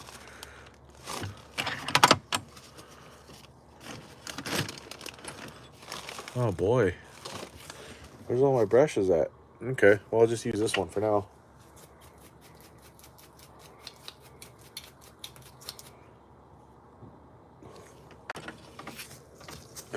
Let's check this metering diaphragm.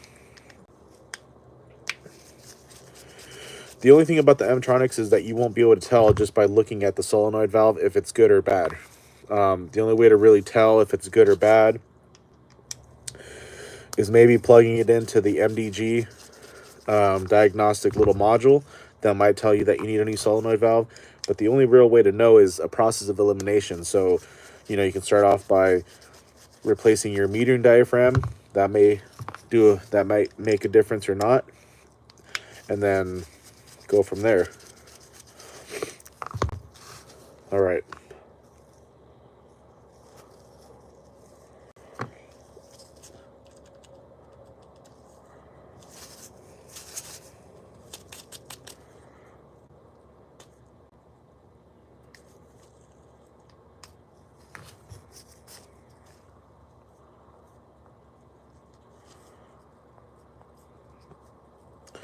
So this metering diaphragm is starting to stiffen up, but it's not nearly as, I feel like, not as bad as the last 201. So I think this one is still has some life to it. Obviously, it's not in like brand new shape, but again, we'll see how it runs tomorrow. But if anything, I might just make a recommendation to get that replaced. Let's go ahead and put that back in.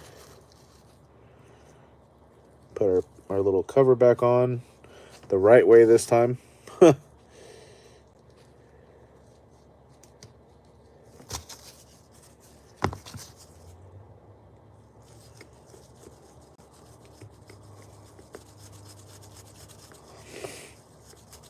Someone's grilling some barbecue. I'm freaking hungry. I know my fat ass is always hungry, but shit. I need to plug in this phone because it's dying.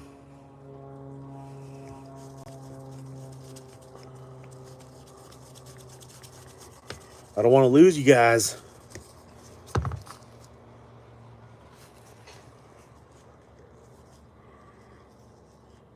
I swear, man, so many people drive by this place around here that sometimes I just feel like grabbing the strap and just...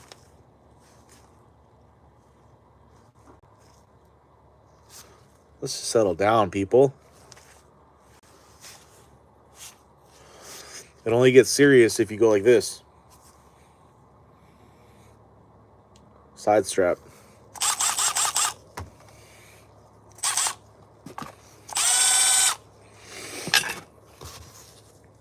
Side strap. Okay, bud. Okie dokie.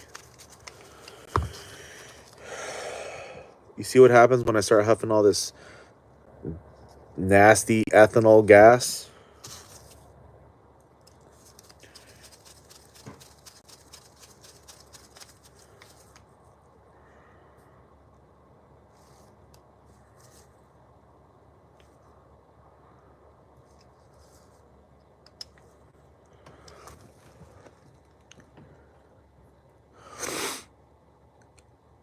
Husqvarna, aka Liam, says because Stihl's booty. Shit. Come on now. We all know that's not true. Let's just be real here. Chainsaw is asking, is there a commonly used ground wire gauge size for most Stihl saws?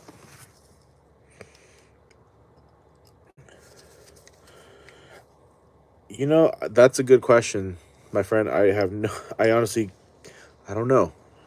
I really don't know.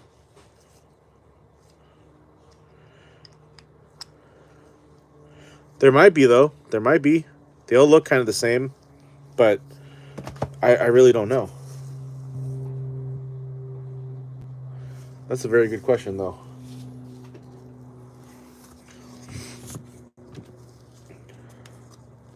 Okay, let's go ahead and put our carburetor back in.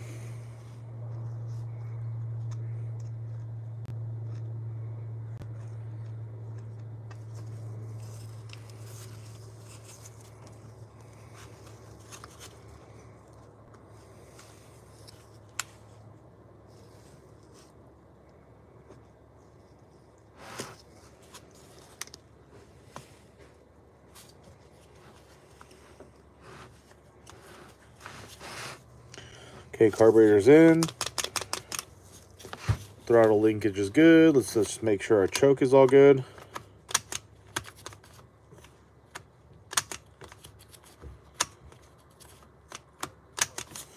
Cool. Let's put our line back on.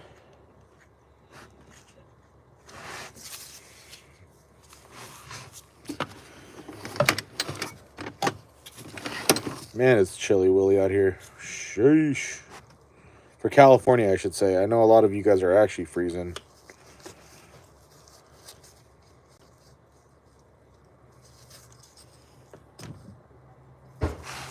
Okay. Now we can put our filter base back on. Oh, let's go ahead and connect our Mtronic system here. That would probably make a difference tomorrow during testing.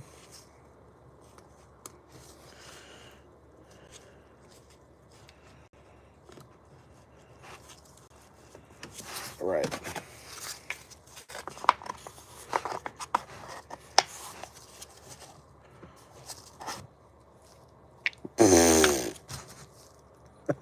We never even put it on.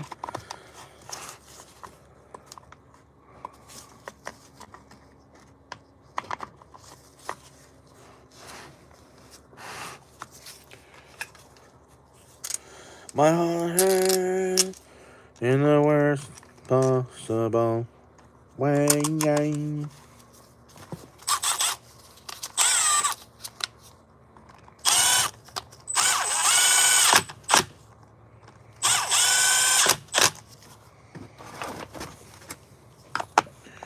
Definitely needs a new air filter. Obviously, we're going to do all that. But we'll just see what we get for tomorrow's testing. Let's go ahead and check out this clutch.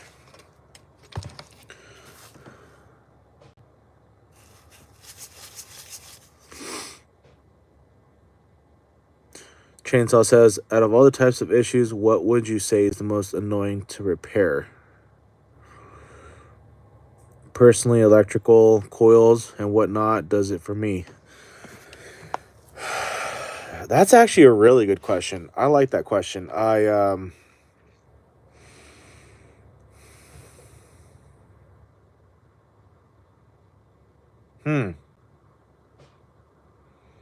Well, I haven't done a wiring harness yet.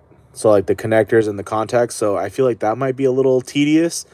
But I don't know, man. I can't really actually pinpoint what to say. Like, oh my god, I freaking hate. I would say anything that doesn't work after you fix it. I don't know. That's hard to say. It's really hard to say. I can't really pinpoint one right now to say. Actually, okay. No, I thought about it. Oil seals. That's a tricky one for me. Oil seals. Doesn't matter what kind. The Bakelite, like the 200Ts, or the newer ones, like on these 201s. I just feel like oil seals are they're just tricky because they're kind of brittle. They're fragile. Yeah, that's what I would say. For me, oil seals.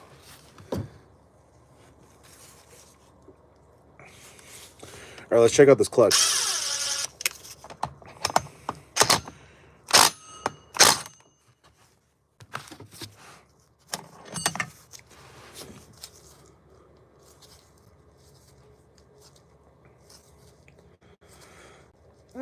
Compared to the last clutch that we just checked on the last 201, this one does have a little more play to it.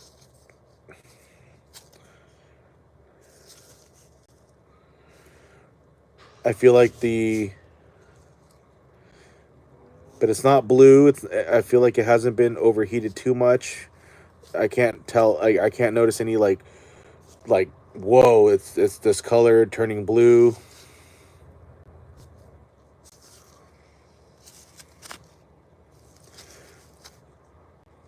But it does have a little bit of play as far as like the shoes and the clutch springs. So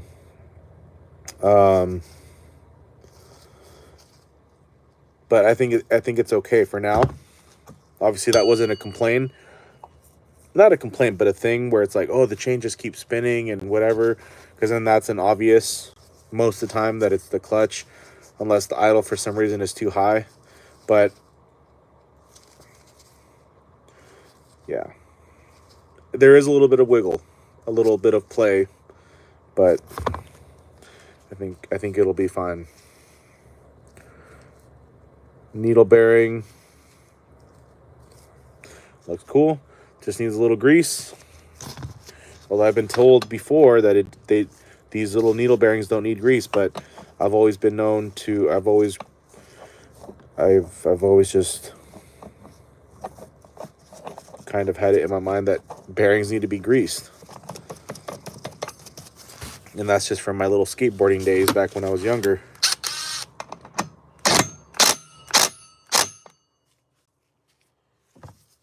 Let's see. We also have Alex says, everyone, let's double tap the screen. Hey, my man Alex, let's go. Let me put you guys on a charger because you guys are on 2%, man. Oh, shoot. I almost lost you guys.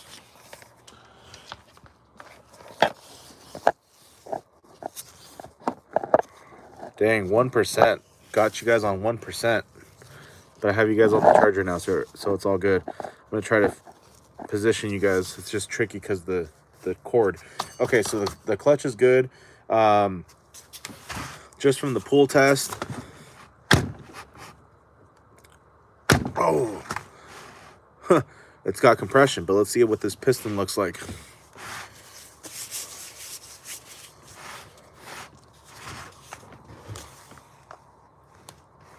And again, my Milwaukee bit does not make it all the way to the bottom here, so we're going to use our trusty old Stihl T27 here.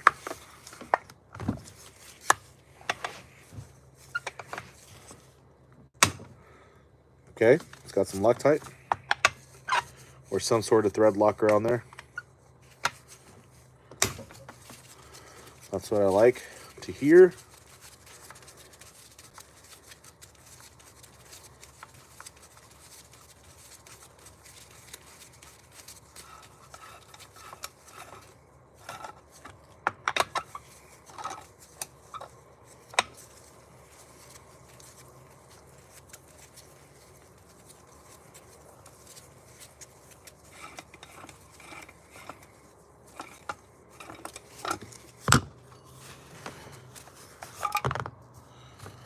All right, there's our screws.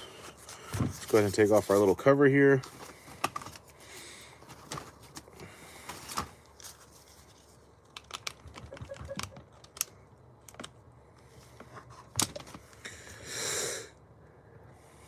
Chainsaw says, I've never seen a saw with an Mtronic system yet.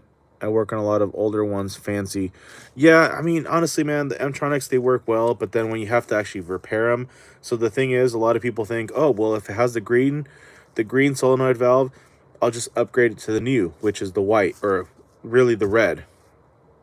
But the thing is, it's not just a matter of, from what I hear, it's not just a matter of replacing the green solenoid valve with the newest, latest version, which is the 3.0.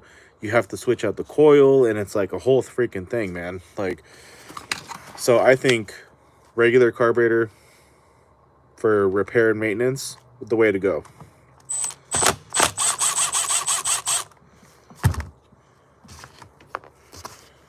But the Mtronic systems, man, the Mtronic 201s, man, they rip.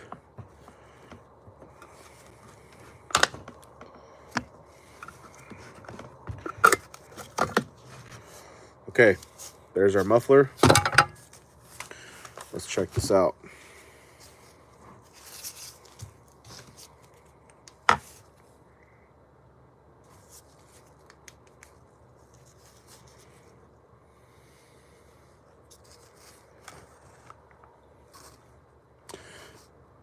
The first thing that I can see on this piston is this piston is getting toasty. A lot of discoloration. Definitely signs of overheating. Oh.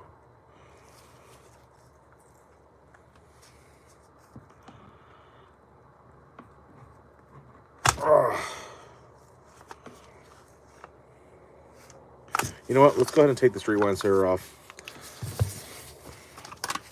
That's the only thing that I can tell so far from this piston. It's just getting ran way too hard.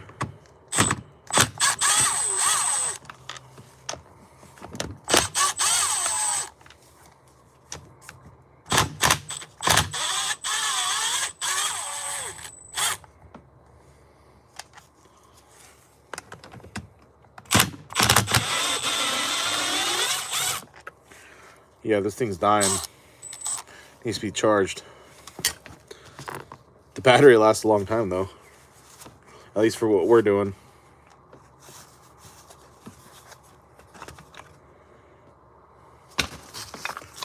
Alright, let's check this out again.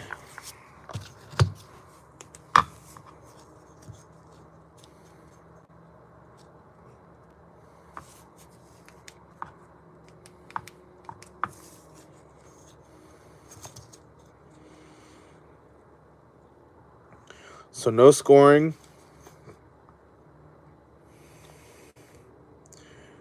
The intake side, so what I would consider what I would call the back side of the cylinder sleeve, does have some markings. So either way, beginning to score. From what I can tell just from looking at it, not quite gouging yet, but it's definitely scoring. Like, I always say that there's like 2 levels of scoring. So like, ew, why did I say so like? No, there's 2 levels of scoring. So piston transfer, so markings, that's what piston transfer, and then gouges, which is what I would consider the second level of scoring, which is more severe. So gouges, not quite there, not there, but definitely making contact. So the piston is definitely making contact with the cylinder sleeve for sure. Um, kind of darker markings right there I can see, but probably still not quite gouges. And that's on the intake side. So remember what I was saying. If your carburetor box is all dirty, a lot of debris, a lot of fines in there, that's eventually going to start making its way into your cylinder sleeve, and then there you go. But as far as the intake, or excuse me, the muffler side, the exhaust side, I don't see anything. On the piston, at least, I can't see the cylinder sleeve until I take it off. As far as the, take off the cylinder head and then look into it and see all around it. But the intake side of the sleeve, definitely starting to mark up or score.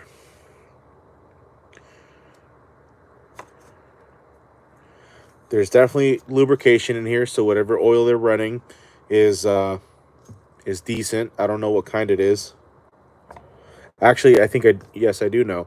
It's the I think he said it was the Stihl HP, the orange bottle, which is a non-full synthetic SAE essentially. But there's still lubrication in there, so I mean, essentially that's what you want, right? But how it holds up later in higher temps and whatever, that's so okay.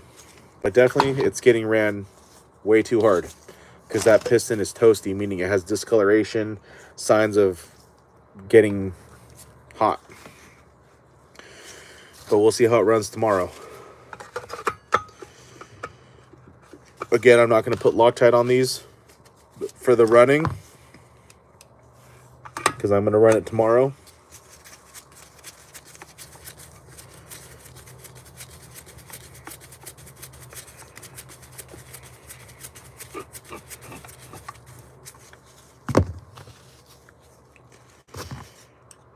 But that intake side, it's really not looking good.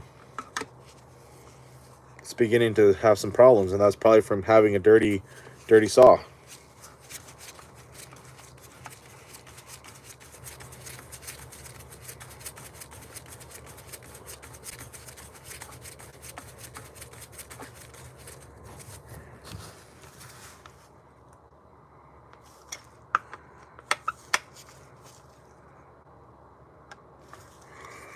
Okay, put our little cover on.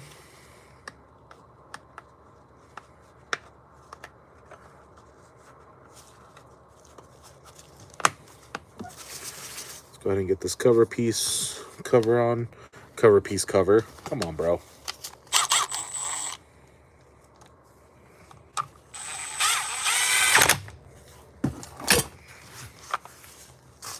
Let's put our rewind back on, and that's pretty much for this check right now. We'll see how it runs tomorrow, and then if I feel like I need to dig into it a little more, I will just go ahead and tear it out, tear it down. So remove the, split the crankcase from the tank housing, remove the cylinder head, and go from there.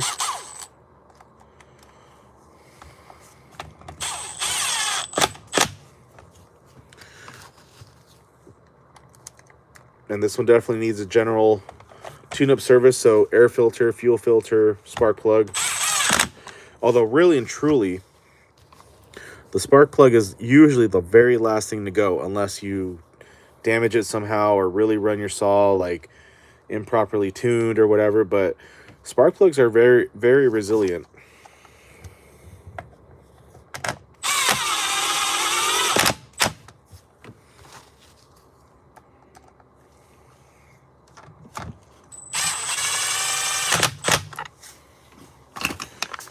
Okay, clutch cover is going back on.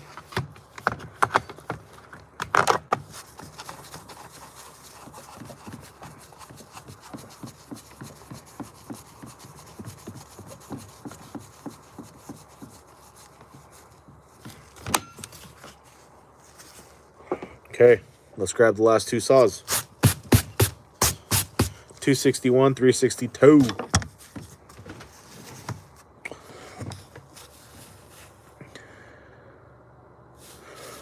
Chainsaw's asking, how long have you been working on Stihls?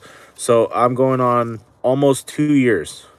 2 years on working on primarily Stihls, but Echoes, some Husqvarna, but 2 years. 2 years, sir.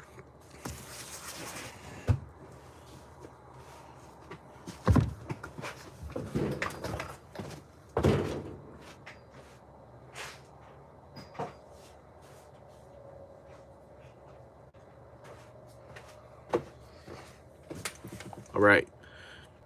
Here's the 362. I don't know if it's an Mtronic or not because it doesn't have the model badge, but we'll find out once we look at the carburetor. But 362 and 261 non-Mtronic because it's not a 261C. And another good way to know is because you'll have your little slots right here to adjust the carburetor. So we're going to start off with this one first because my little OCD brain, you know, 261, 362, blah, blah, blah, blah, blah, blah. Anyways.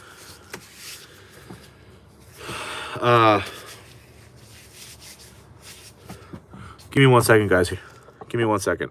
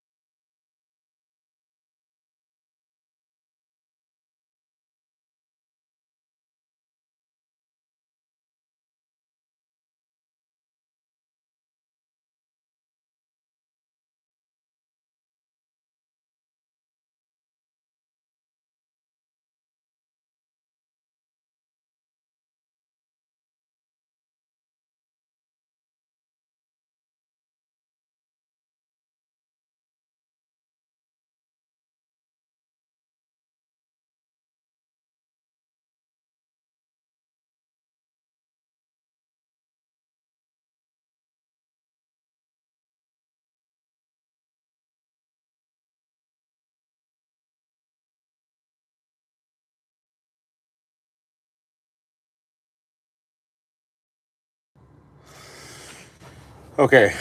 Okay, we're back. Grandpa did a stealth attack. He was coming back out. I want to scratch my eye. But that might be dangerous. Let me see.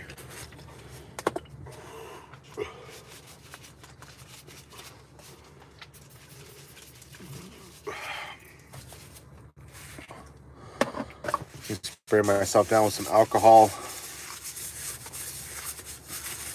That's the only reason why we're wearing gloves now, because it's poison oak season, or you know, we've been coming in contact with poison oak more, and well,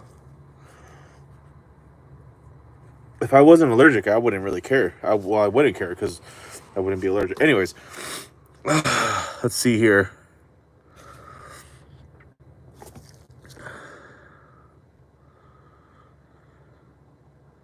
Sunny Days says Harbor Freight makes good gas saw, way better than Poland. Do they really make chainsaws? I didn't even know that. Man, it's freezing out here. Well, it's not freezing, it's cold though. I can see my breath. For California, it's cold. Chainsaw says, you're very knowledgeable. Good work. Keep it up, brother. My friend, I appreciate that. Thank you. Thank you for the kind words. Rogue One says, I got a Husqvarna tiller that won't start. Is there an additive I could put in to get it going? I would check. Just make sure your air filter is good. Assuming that you're running fresh gas, just make sure that you're running fresh fuel. You know, it could be carburetor related. It may be piston related. I don't know, but just make sure you're running good fuel. Additives, I mean, you could always put stabilizer in, but that would probably get you maybe 60 days, maybe 3 months. But you know, just make sure you're running good fuel and all that good stuff, you know.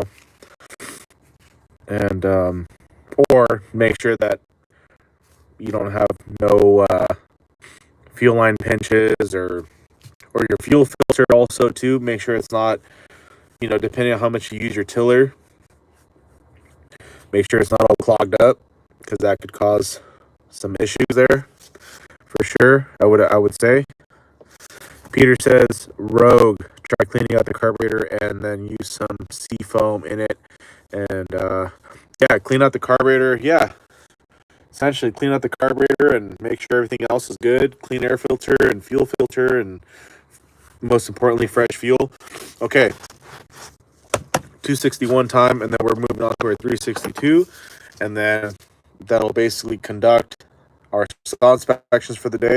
So right off the bat, we definitely need a new handle molding, the lockout spring, lockout lever.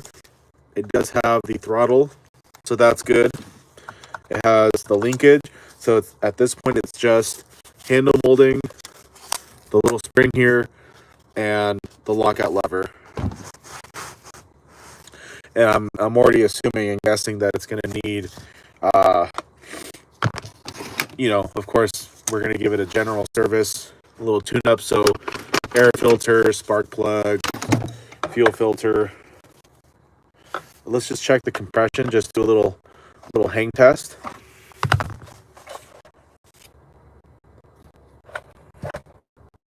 Ooh.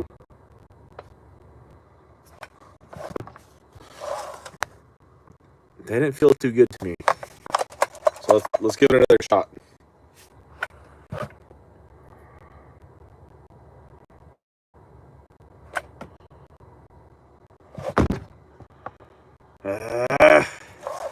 I don't know. It's kind of questionable at this point. I mean, it feels all right, but we'll see. It's all about what the piston and cylinder sleeve look like.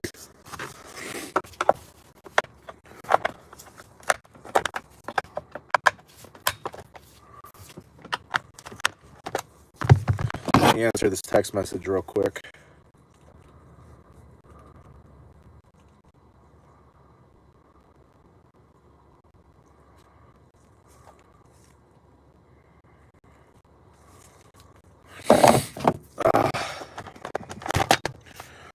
All right, so there's our air filter slash shroud. Definitely needs a new air filter. That's dirty. Let's go ahead and check out our air car. This is the only reason why I bought this Stihl 8mm socket, is because for like the 271s, 291s, I believe the 311s, 261s. It has this little air filter base, and a standard 8mm socket will not fit unless you modify it. And this fits exactly perfect. So it's a nice tool. It's a nice socket, but it's like, come on, Stihl.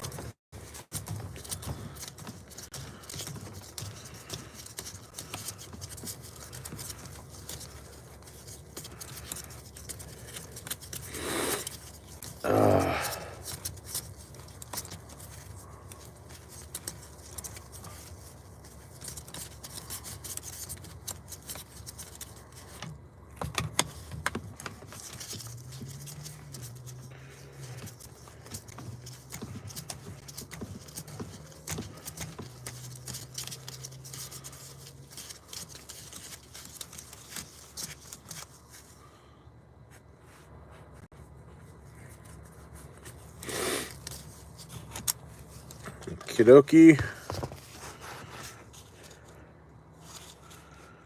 Let's go ahead and get our little linkage here removed. Little grommets here.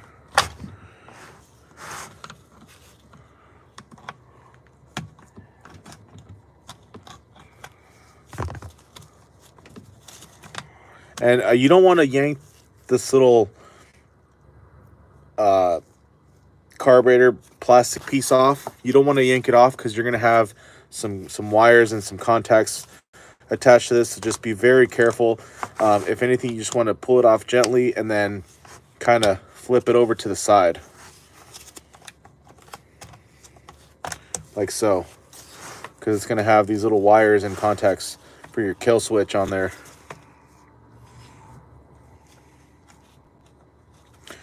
Let's go.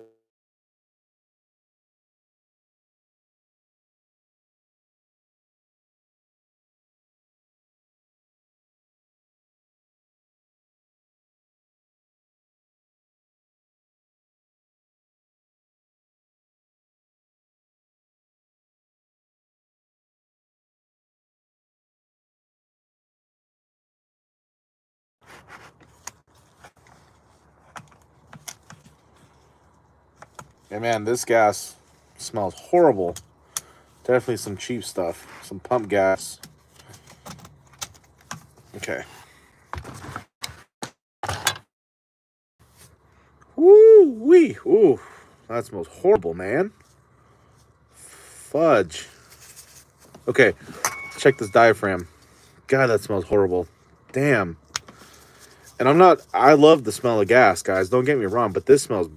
Ooh.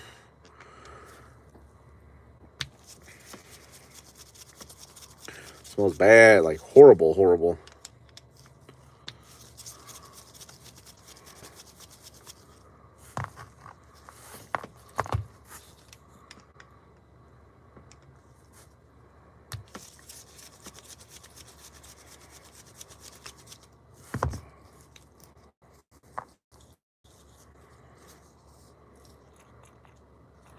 Still some fuel underneath the diaphragm there.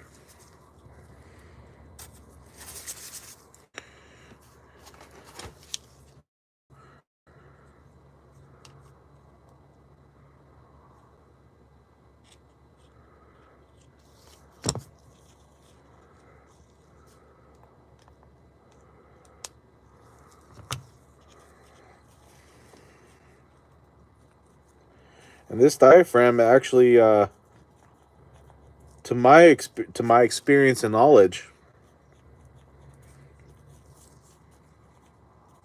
I mean, it's obviously it's not brand new, but it's not horrible. So, I mean, it's hard to, it's really, for me at least. I mean, obviously, unless it's like really stiff and bad, but this, I feel like this still has a little bit of life to it. But again, we'll see how it runs tomorrow. Ugh, that smells horrible, dude.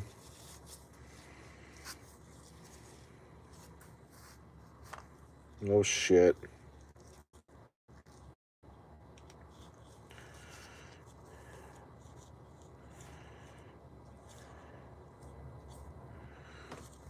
How does this go? Oh boy.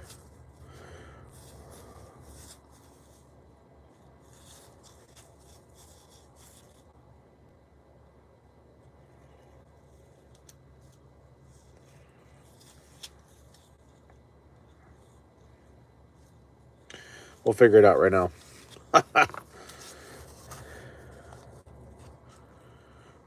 Man, this smells horrible though. Whoo-wee. Compared to the first 201 TC diaphragm, this is a lot better. The second diaphragm, the 201 TC that we did, it's still, I feel like, a little bit better, but I mean, obviously, it's still not 100%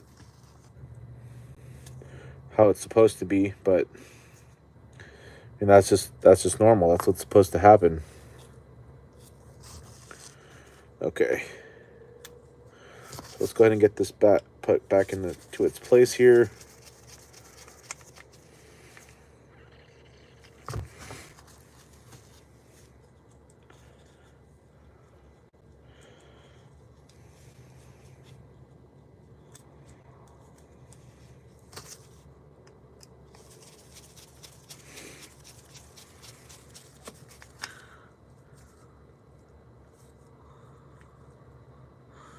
Oh man, I'm missing so many comments right now. Sorry guys. We got Peter Schneider in the house. Schneider. I don't know why I said it like that. I don't know why, bro. I'm sorry. So it looks like Peter is helping out one of our fellow viewers here. That's always amazing.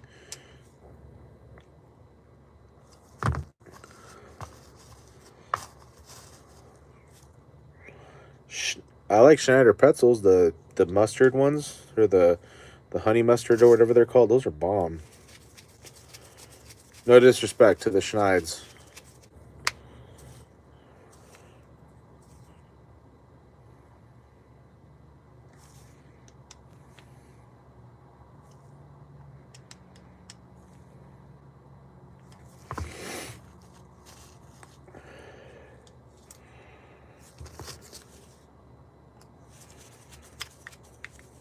To the Schneids.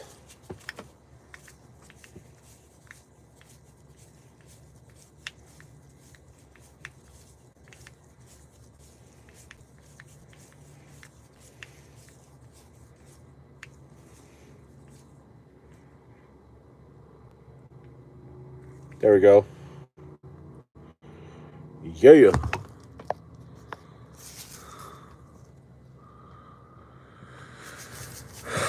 Chainsaw says, I'm just jealous of all the Stihl clothing.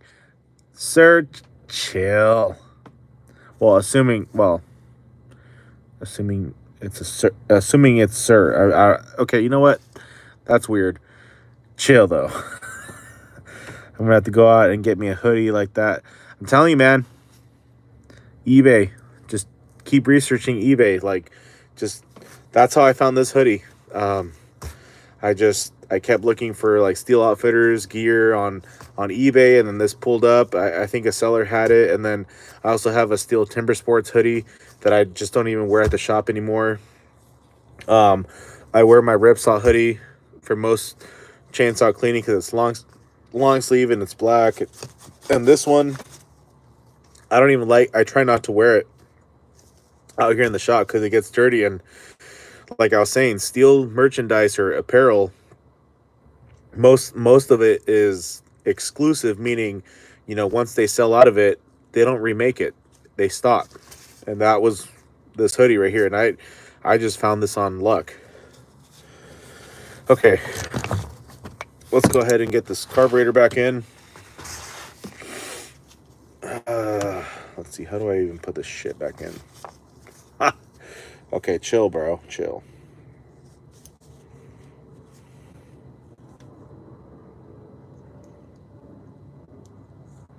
I think I put it in like this.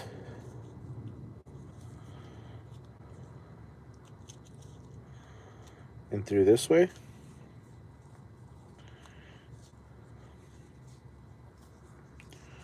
No, that can't be.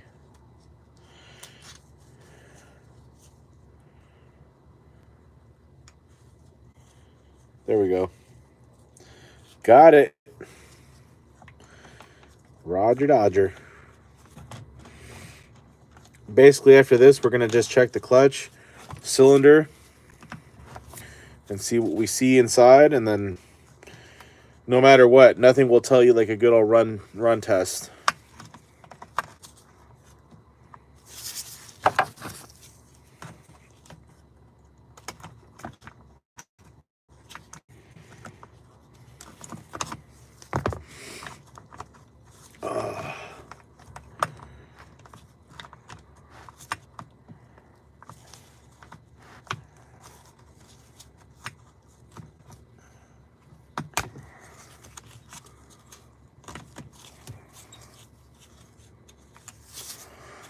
Put it in the little grommets here.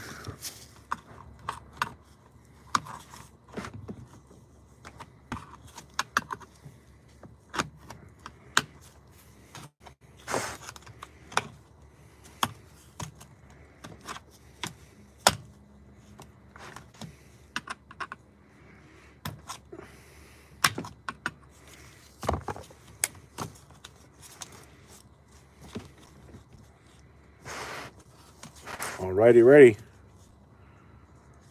Oh. Nope, that was wrong.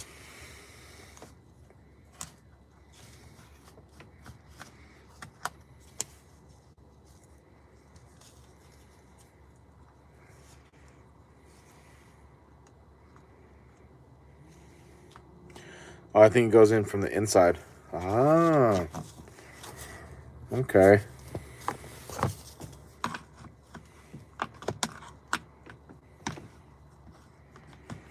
Let's figure it out.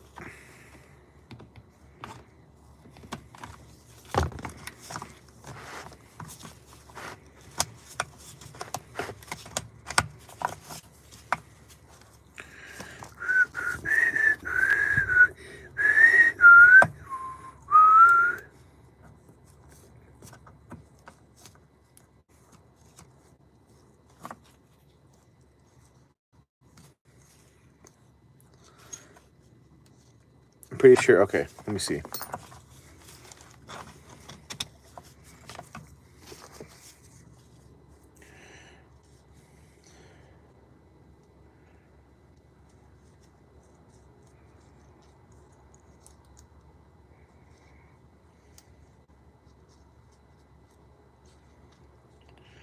Hold on a second.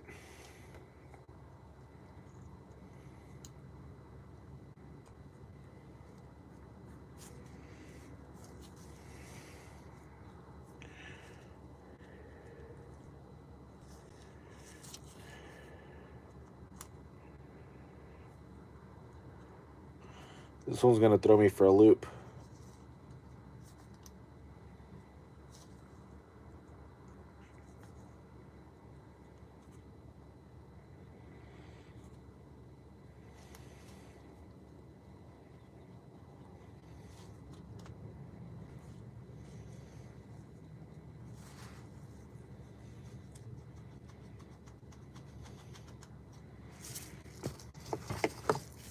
Dang, does that really go in like that?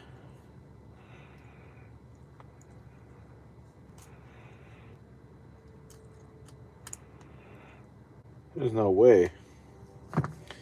Hold on a sec. I'm confused on this linkage here because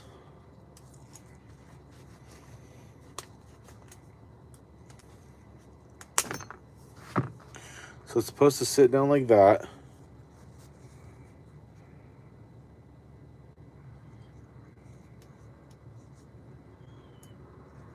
Oh, it's supposed to go in from underneath.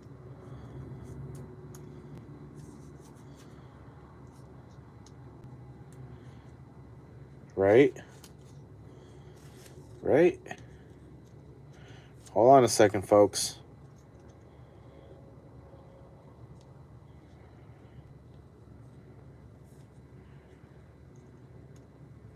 Yeah. Okay, we got it. Okay, let's check it out. Let's check it out. Hold on a sec. Is that even? Yeah. Yeah. It looks good. It seems good. We'll figure it out right now, though. Let's check it out.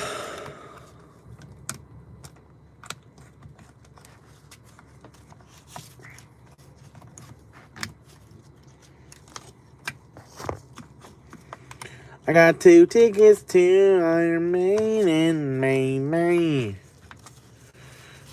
Oh, shit.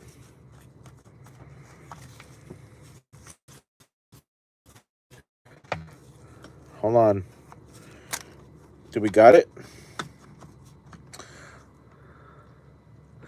We got Jose Antonio Roseto in the house. Says hello.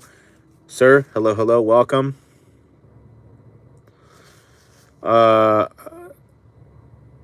Chainsaw says, I know you can find a lot of cool custom ones on Etsy too. That's true. You can. You really can.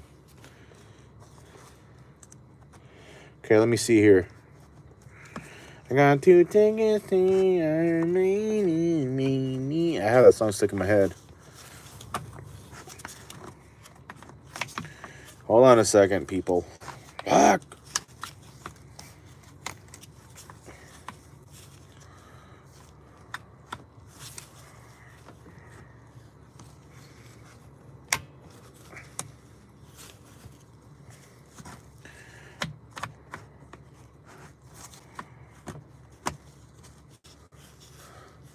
Where's the holes?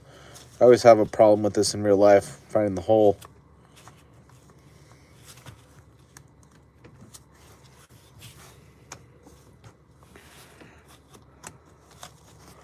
There it is.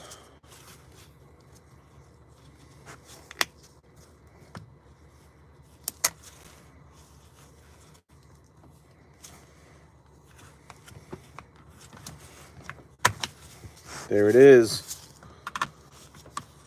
I got 2 tickets to you.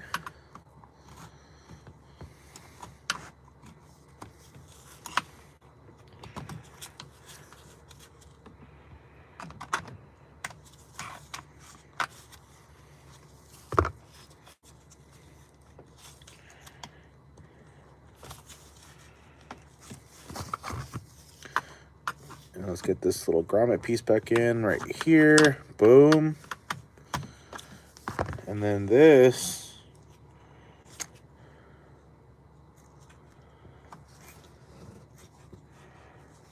Well, that still doesn't make sense.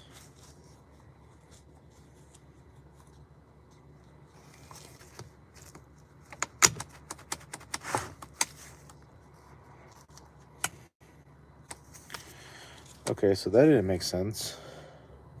Oh, does it have to go through that little hole? Oh. Okay. Hold on a second. Hold on a second, people.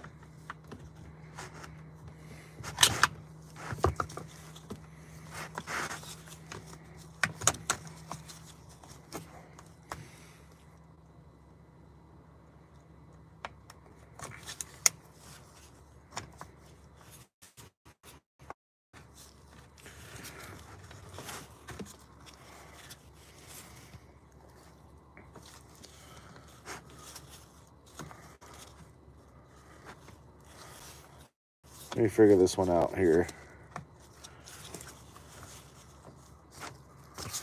This one.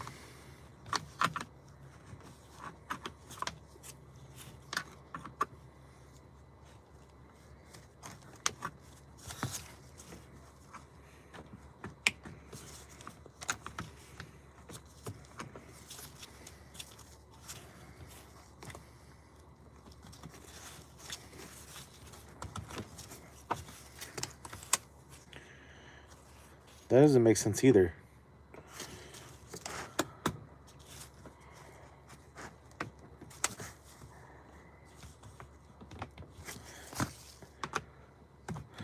So yeah, I'm obviously a little confused here on this one.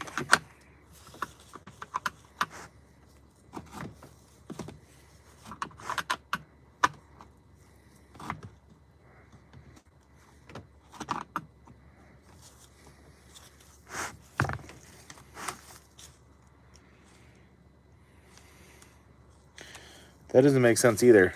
What in the hell? So we're working on a 261 inspection. I'm trying to put the carburetor back in, but apparently I'm a little challenged on this one here.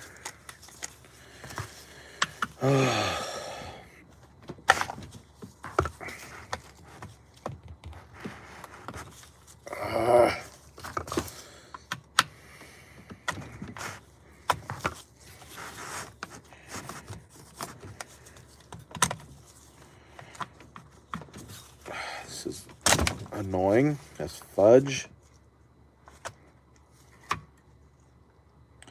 Oh, it's supposed to go underneath that little piece?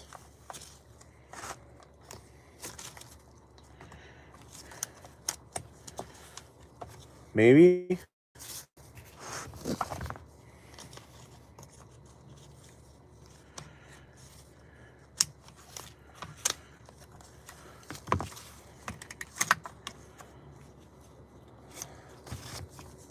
Oh, man.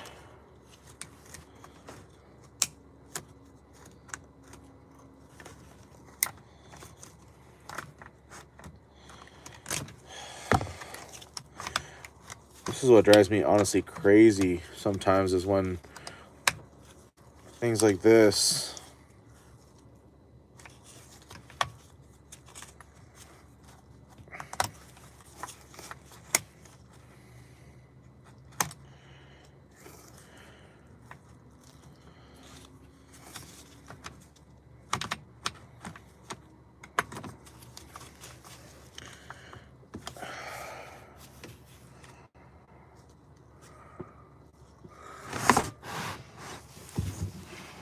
All right, guys, hold on a second. I got to go to the restroom. One sec.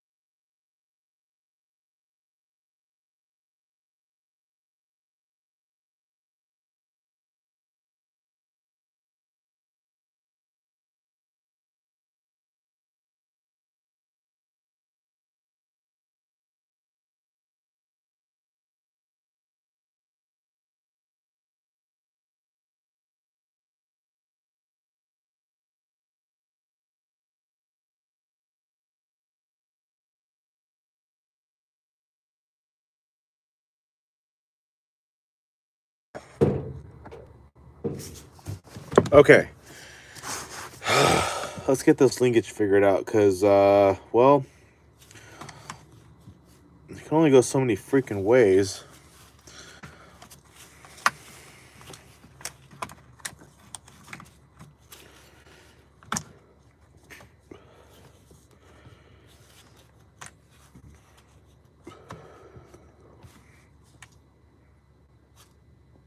Oh, I see. Oh, okay. Let me see. I think I fucked up.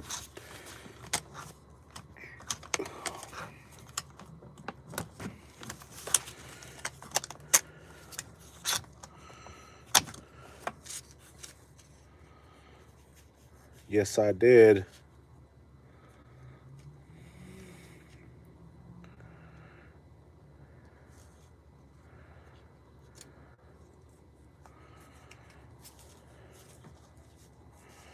It's supposed to go like so.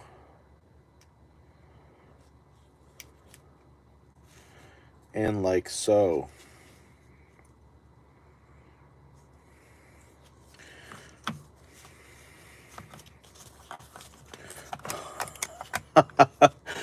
These things, man, I'm telling you, sometimes.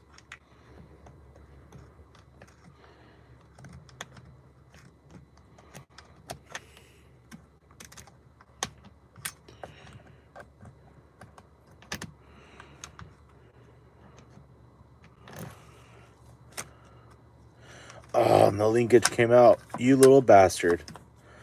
Oh, you little bitch.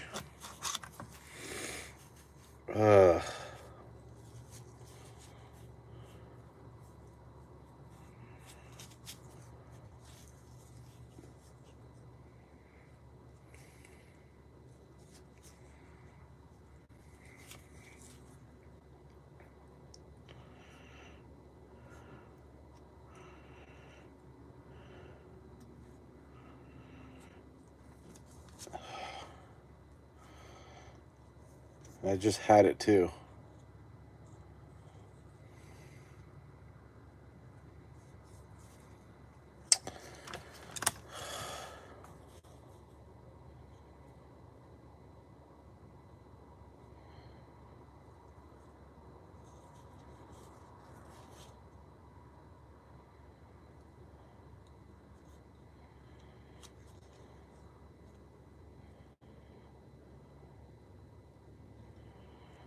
Okay.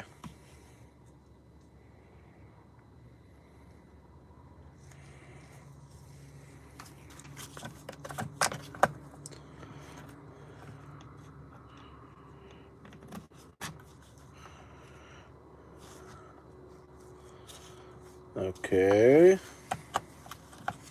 Okay, I think we figured it out. Okay, it's been a long day.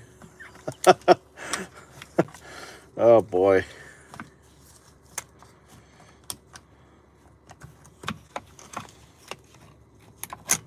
Oh, the connector came out. No. Oh. Come on, man.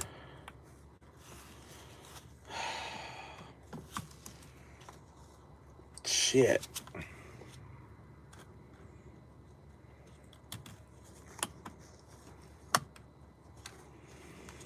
Oh, this is really kind of annoying now. I'm just trying to do an inspection, man. This is like way more than I'm trying to do right now.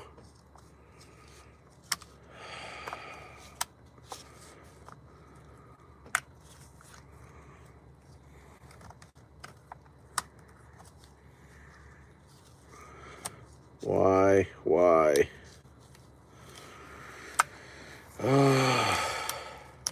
Bastard. I'm irritated right now. Now I'm irritated. This is like...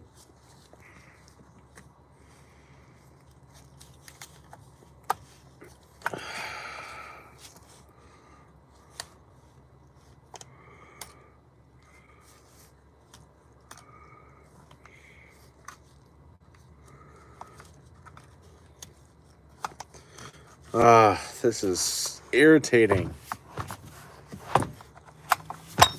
Jesus. It ain't Jesus' fault, but shit, man. This is kind of fucked up.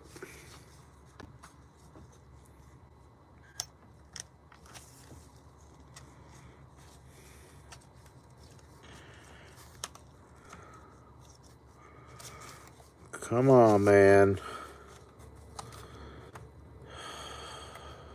Fuck. Fuck.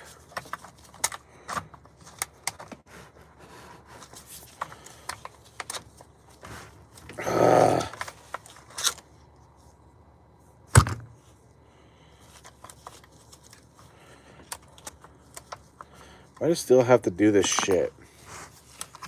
You know? Why can't it just be a regular fucking...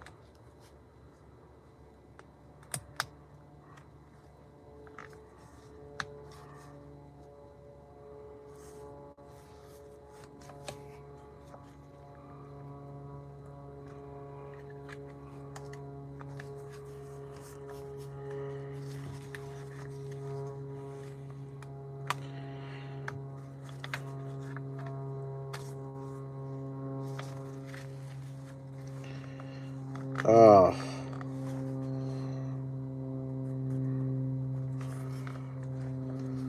Why?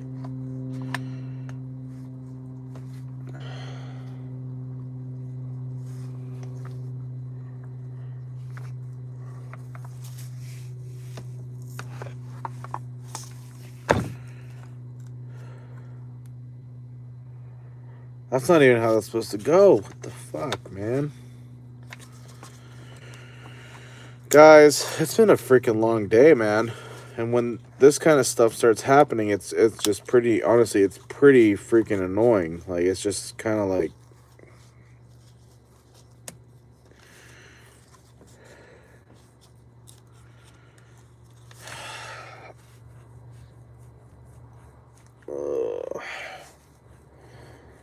obviously we're the best at what we do, but it's like, come on, man.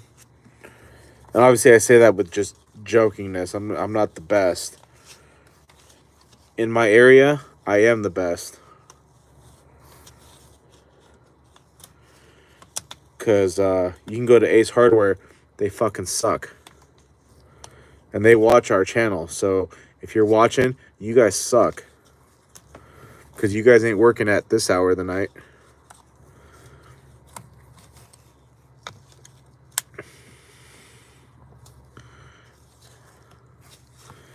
You guys are some fucking lames. Some fucking posers ass. Poser ass, nay. Guaranteed, bruh.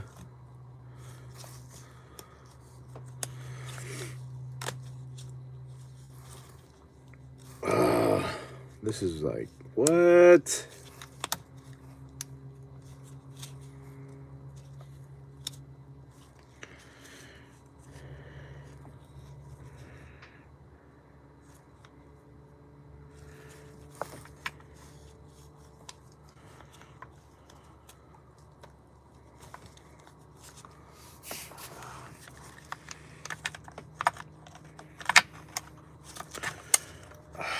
This is so annoying.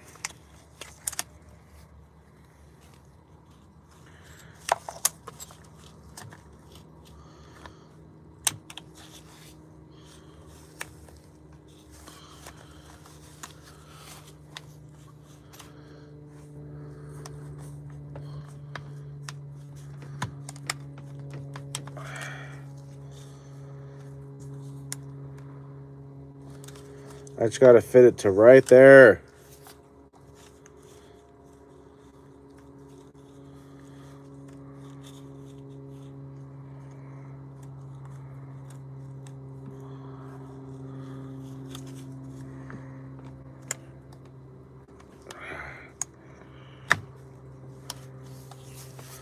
Oh, you little bitch.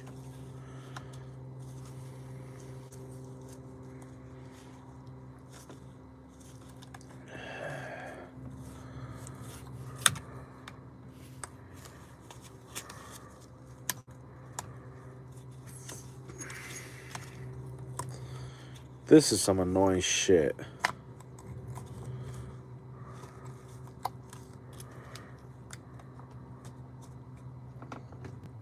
Fuck.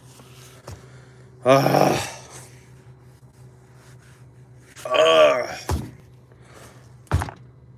just want to be done.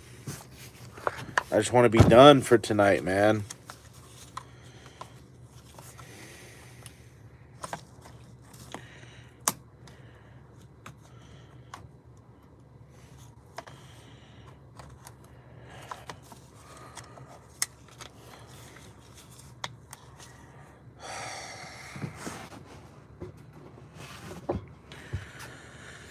Guys, this is fucking annoying.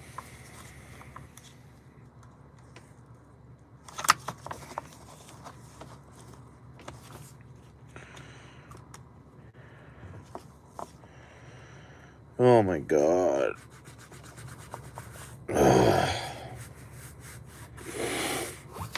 It's like, I just want to check the inside of the fucking cylinder. That's all we had to do. That's all we have left. Check the inside of the fucking cylinder. And then this bullshit happens. Where the fuck?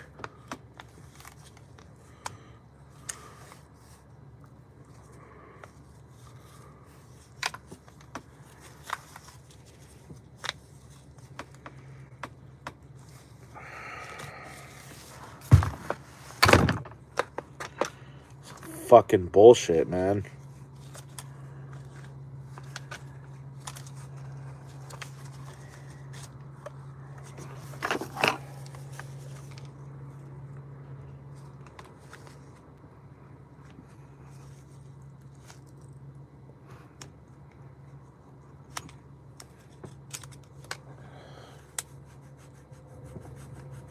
Ugh.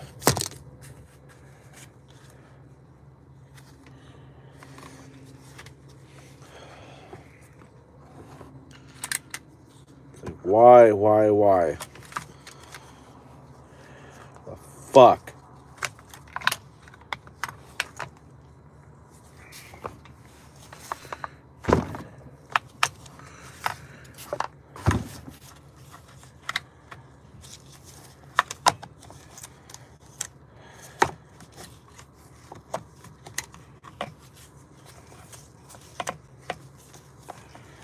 Like, what in the fuck is this design anyways? Like, come on, dude.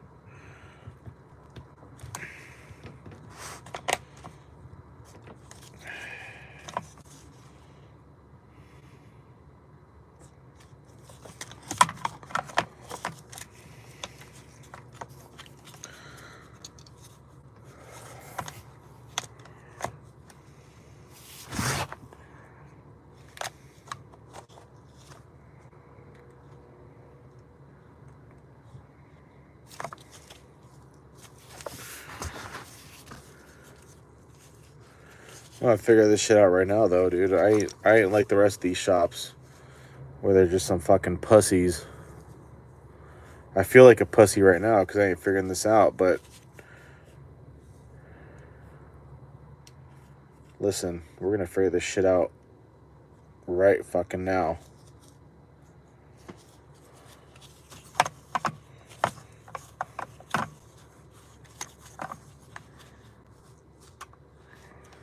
And if my good friends from Ace Hardware are watching, you guys are some fucking pussies.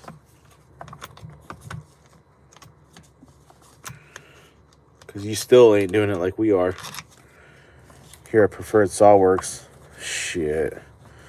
Or anybody for that matter. Triax. Our buddy Jacob. You guys are all fucking pussies.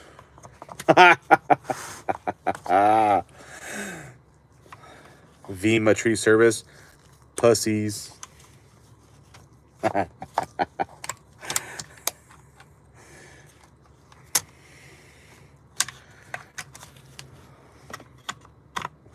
Look. Ooh.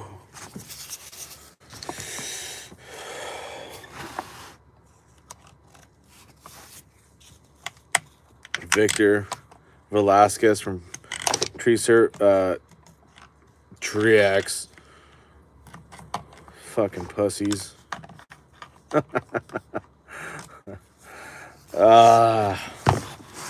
Some bitch made motherfuckers over there. That's what I'm saying.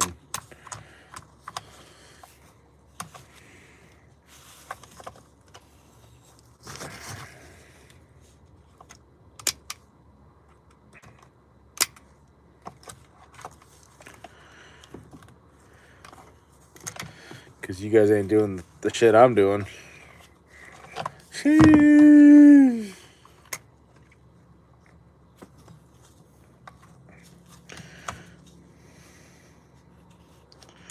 Boom.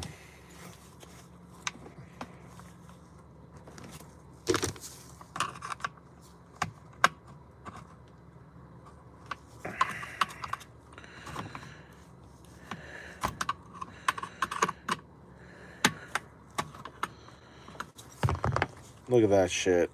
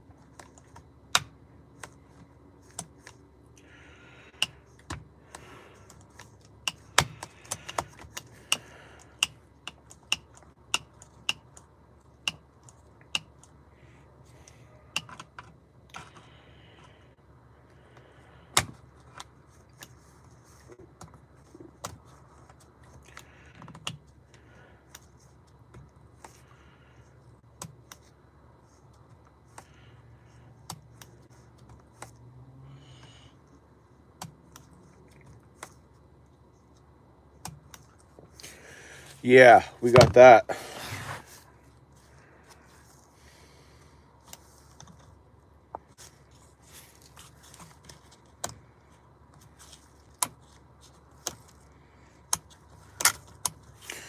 Bitch, we got it.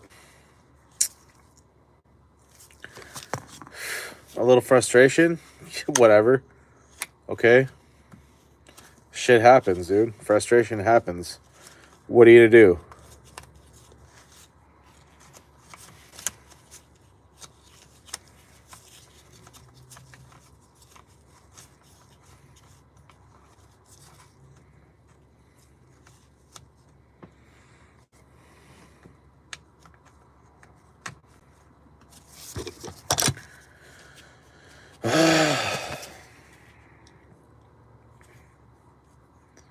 You know what? I think this is going to be the last stop for the day. We'll check out that 362 tomorrow. All right, because it's 7:37 my time. Actually, you know what? Fuck all that. That's bitch shit, man. We'll check it out right now. We'll check it out right now. We will check it out right now. Because you know what? We ain't like these other bitch ass shops around Sonoma County. All right. We might be a little frustrated, a little sleep deprived. We may have only had, what, 5 hours of sleep last night. Fuck all that shit. We still like getting that money, though.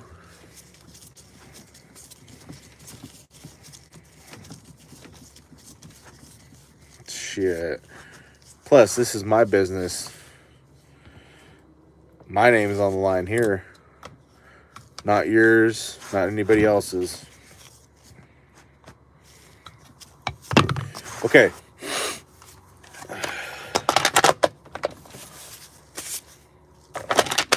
Air filter would be nice. Air filter would be nice.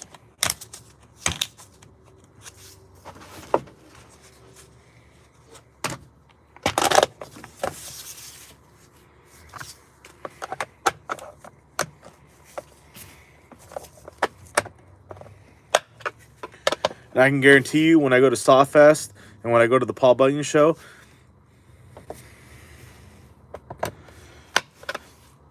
there ain't going to be nobody out there like me. I can guarantee you that.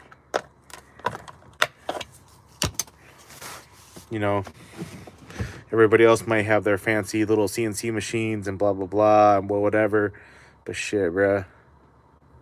I'm a real one. Guaranteed that shit. Ford Mustang GT350R Shelby. I'd prefer the Cobra R.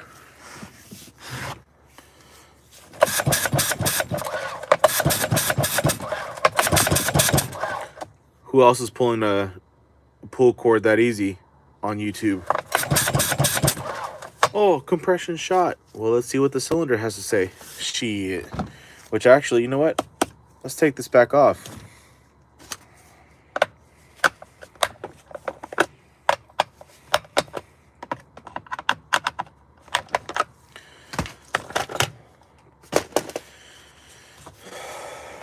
I mean, there's some real ones out there on the at that Paul Bunyan show, but guaranteed Preferred SolidWorks goes out there. Shit, bro. There's some real ones out there. Let me go get my scrunch. Because I ain't even got it.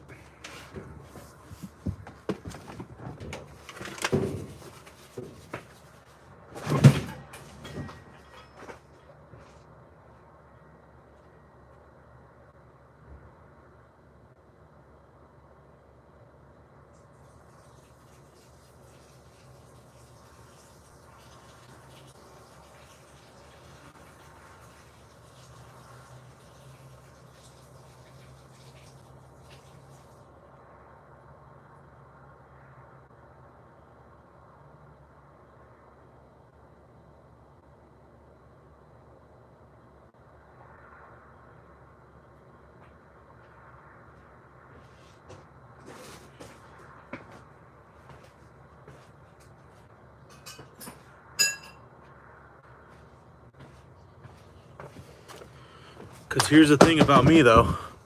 Oh, shit. Because here's the thing about me, though, about Preferred SolidWorks, about David. We're raw. Tin Man, all these other fucking people out here. Shit, bro. Who's gonna show you what I show you? Nobody. And I ain't the best at this chainsaw stuff. This is just something I've been doing for a couple years and that I think I love right now. But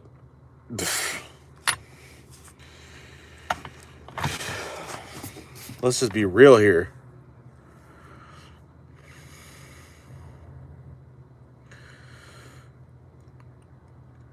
Nolan says, Trump 2025 for blue collar.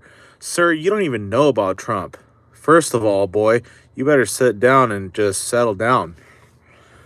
You better spit some facts other than that blue collar bullshit. You're probably like 12 and sitting at home. People talking about Trump and shit. Come on, bro. You don't even know Trump. You don't even know about this world.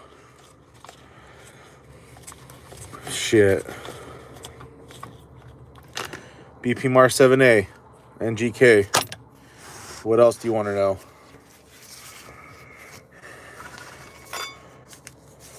I bet Nolan didn't even vote. Nolan says, nah, in the shop right now welding. Welding junk. That's what you're welding. Taking a break. Bitch, I've been out here for 10 hours straight, and I ain't even taking a break. And you want to talk about Trump and America. You better get back to your little welding. That's all I know. Come on, bro. Shh. Better settle the fuck down. I'll spank that ass right now. Bitch. Alright, cylinder sleeve looks good. At least from the exhaust side of it. Well, the front looks good. We'll see what else. He's over there acting... Nolan's acting like he's really welding something for him. Like, come on, bro. You ain't welding nothing.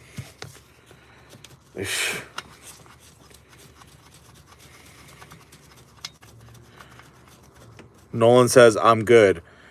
You ain't good. You ain't nothing. You ain't nothing but good, bro. And guaranteed. Again, you're probably fucking 16 living at home. It was probably your first year of voting, and you want to act like you're doing something for this world, for this fucking society. Like, come on, you ain't doing shit. Honestly, you're probably a fucking bitch. And most of you don't even see this side of me, but honestly, bro, you're probably a fucking loser. It doesn't even matter if you're 18 or not. You're probably a fucking loser anyways. Regardless, you're lame.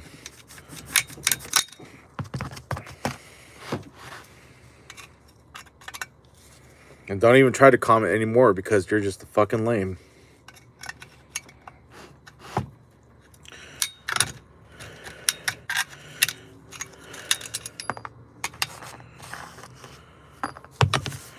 He says, really? Look, his feelings are all hurt.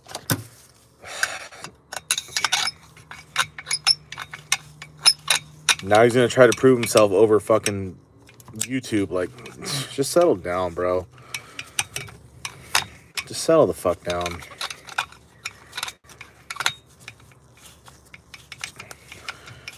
Nolan.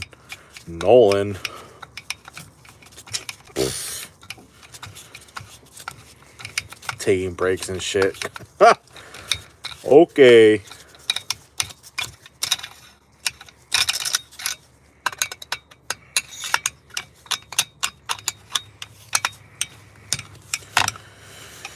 Anyhow, well, listen, guys.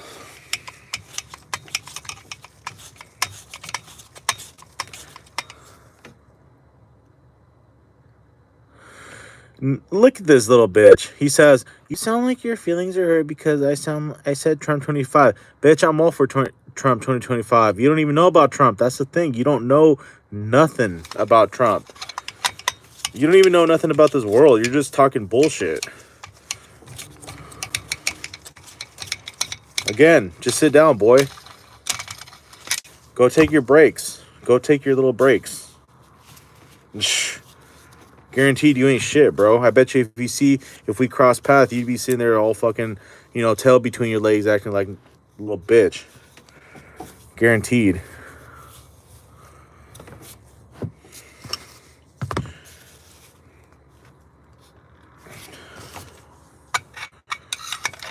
Fucking Nolan over here trying to act like he's all somebody, like he's all hard. Come on, bro. Just stop your shit.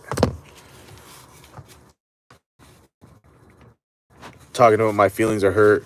Shit, I don't even have feelings. Okay? Don't you have feelings to have your feelings hurt? I don't even have that shit.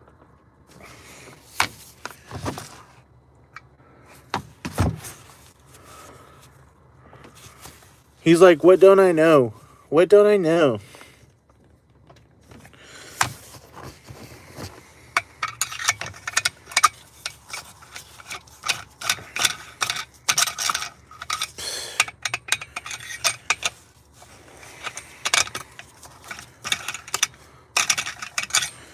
He says, Nolan says, you tell me. Well, I don't know. You tell me. You're the one talking about Trump 2025, so I don't know.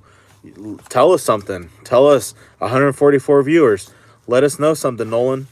If you really know something, you fuck.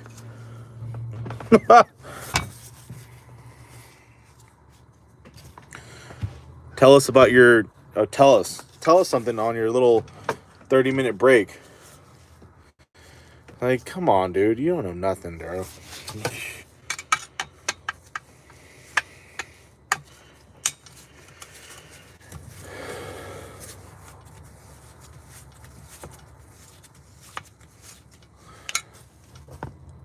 Berta W says, why do you keep tightening the muffler and then trying to pull it off? Berta is dyslexic because I haven't even been trying to tighten it.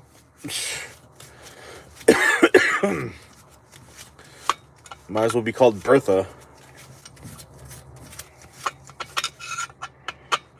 Because obviously I forgot there's 2 fucking screws on the bottom here.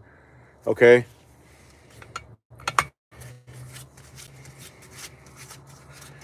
Berta. Berta's probably a Kamala fucking supporter.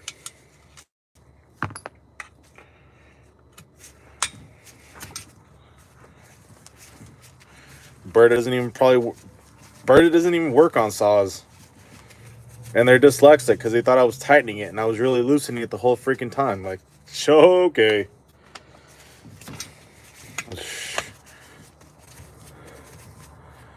Nah, dog. And now they're trying to act all ghetto and hood. Like, just stop, bro. Just sit down, boy. Or girl. Whatever your pronouns are. Don't give a shit. Because no matter what, you're irrelevant. And even if you want to start talking some shit, you're still here watching. You're still looking at little old me. And keep looking at me. You might learn something.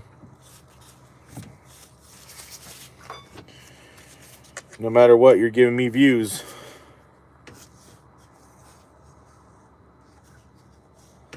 Anderson Felix says, keep doing your thing, homie.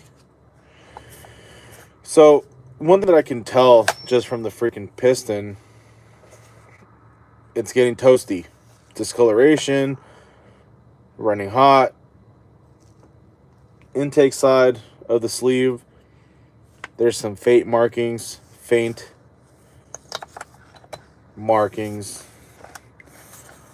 But it looks all good. Other than the front side of the muffler, it's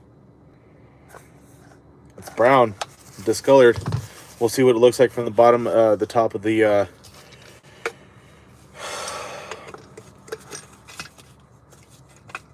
spark plug there. That'll give us the front view, at least.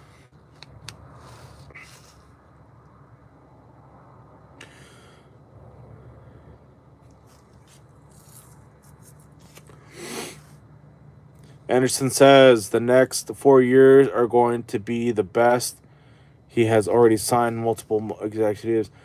Listen, this has nothing to do with religion, but I have faith, man. Okay? Um, listen, it is what it is.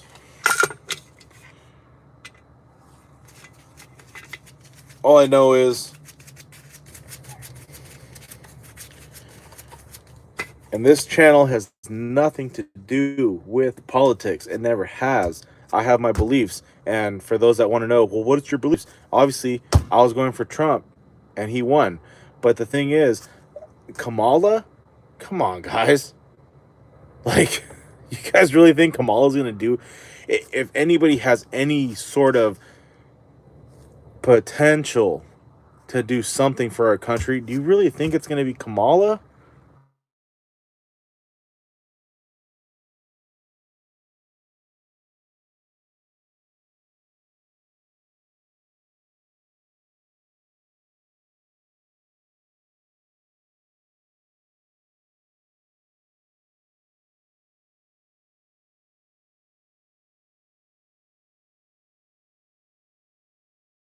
Markings from the piston coming in contact with the cylinder sleeve.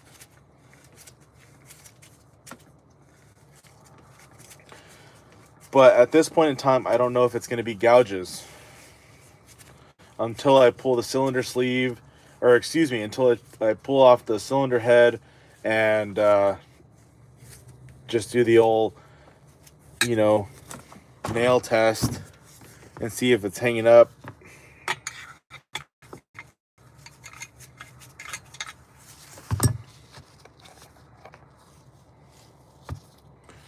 Berta W says, you mean camel toe? Okay, so there we go. Obviously, we're on the same page here. And Nolan hasn't said nothing. Well, hold on a second. The next 4 years are going to be the best.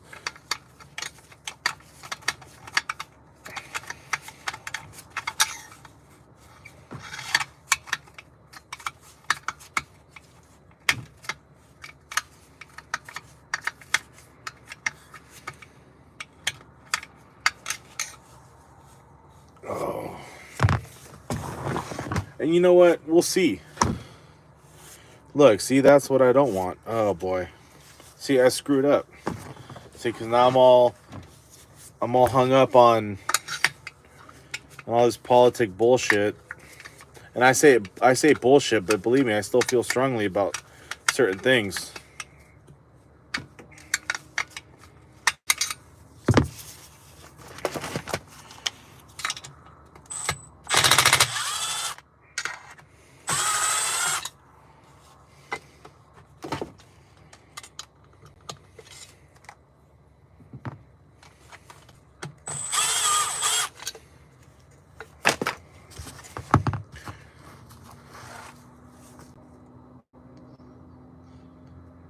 So right now what I see lines on is some slight faint lines over on what I would say the intake side of the muffler, or the intake side of the sleeve.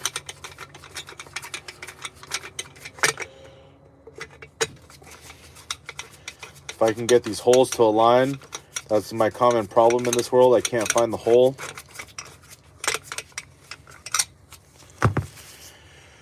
And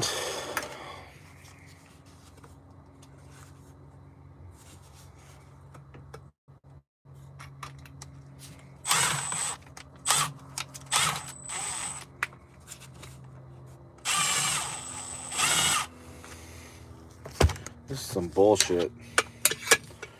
This is how I know it's time to just call it a day.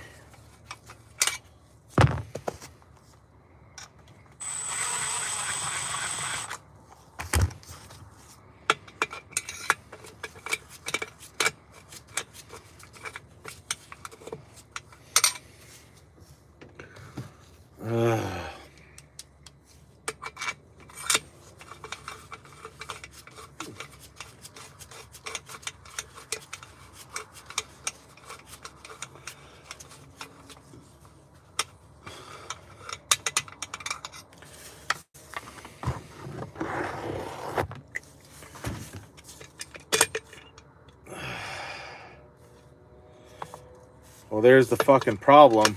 God damn it.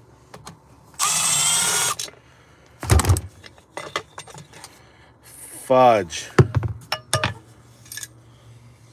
Fucking night just won't end.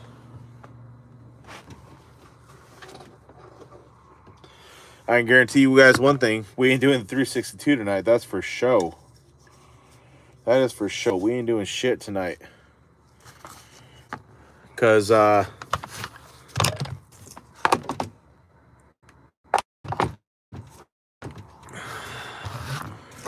really and truly, I'm just trying to be better than my shop in my area. And I already know I am.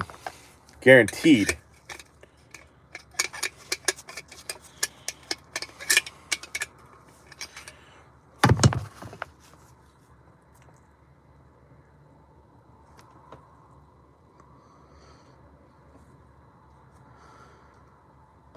Show the cylinder to us.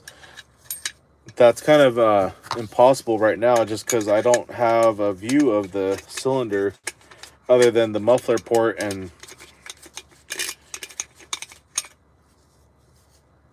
I just don't have the view for that. But I can guarantee you, though, the intake side or the back side of it, looking from the muffler side, it looks fine. It looks good.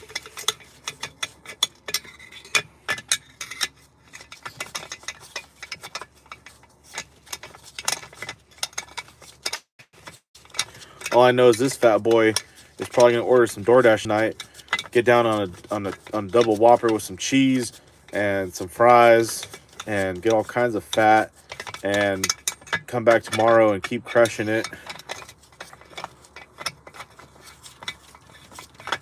I gotta send out some invoices, or not invoices, but some estimates, receipts.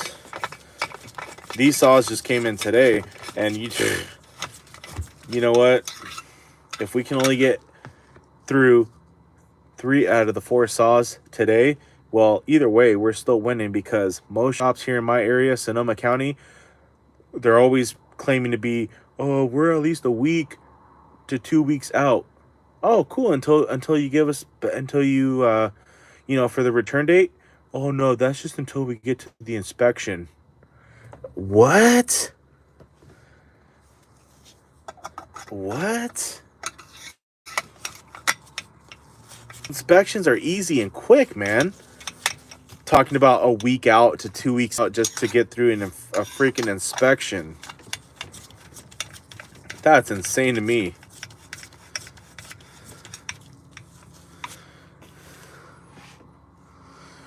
Troy says, so much love to you in Texas. Okay, I have family out in Texas, El Paso. Yeah, and just fix the small issues first. So, I mean, the first thing I look at is to see how the cylinder sleeve looks. So, like, the inside of the cylinder and the piston looks. And then from there, go to, like, the carburetor diaphragm and carburetor. These saws right here, like this one, it doesn't show any visible signs of anything else needing to be repaired. If anything, maybe the metering diaphragm. But everything else, though, is just kind of like just a general service. We clean everything that comes in, and that's just on the house.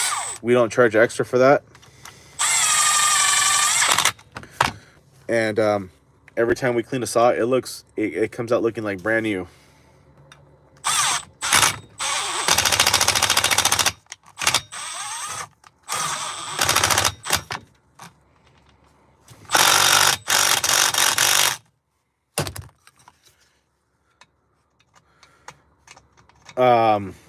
The 201s, the worst thing probably needs, well, the piston's really scored up, so I would say replace the piston, or at least try to clean up the piston and then give it some new rings, and then metering diaphragm, and then of course just a general tune-up service. So new filter, spark plug, air filter, spark plug, fuel filter, things like that.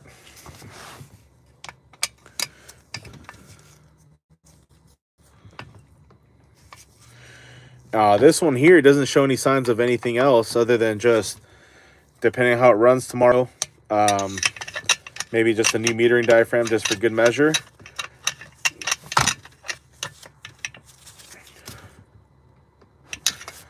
But other than that, it looks fine. The 362, we're going to get to that tomorrow because, shit, it's 8:02 my time right now. And I've been out here since like 10. And you know what? We're trying to just chill now. Okay. And obviously, air filter, spark plug, fuel filter. I mean, the compression feels... That was with the decompression valve open. This is closed.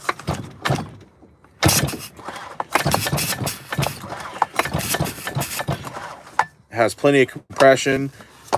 It needs a new handle molding, the little lockout spring, and a lockout lever. And that's pretty much it. We'll see how it runs tomorrow. So yeah. We are Gucci. And you know what, guys? I apologize for being all like, you know, getting all fucking bitchy and shit about all this bullshit about elections and all that. Like, because I have my beliefs, obviously, and I'll say it right now. Okay, I'm all for Trump. But at the same time, I'm not here to preach about that crap. We're here for chainsaws.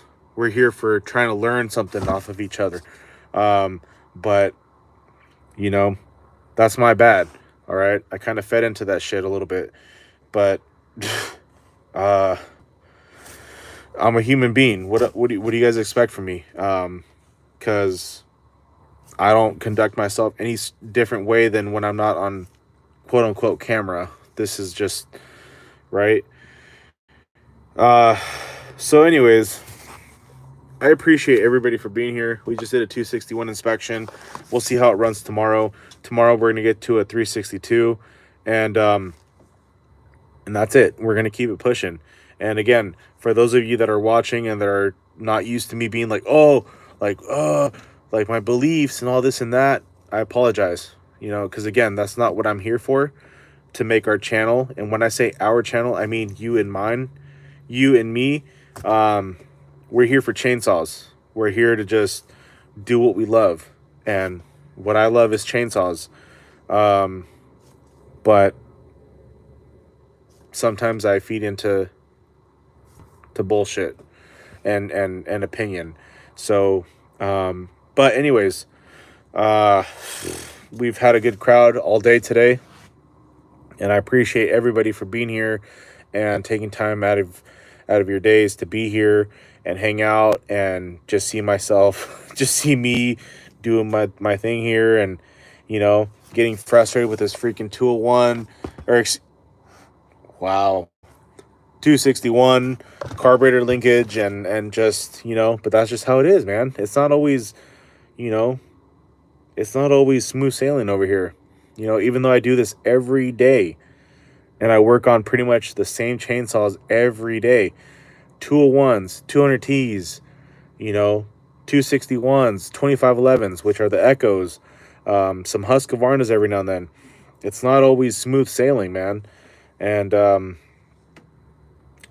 one thing I've always said from the get-go, from, you know, starting these live streams, I just, you know, do my best to keep it real with you guys, transparent.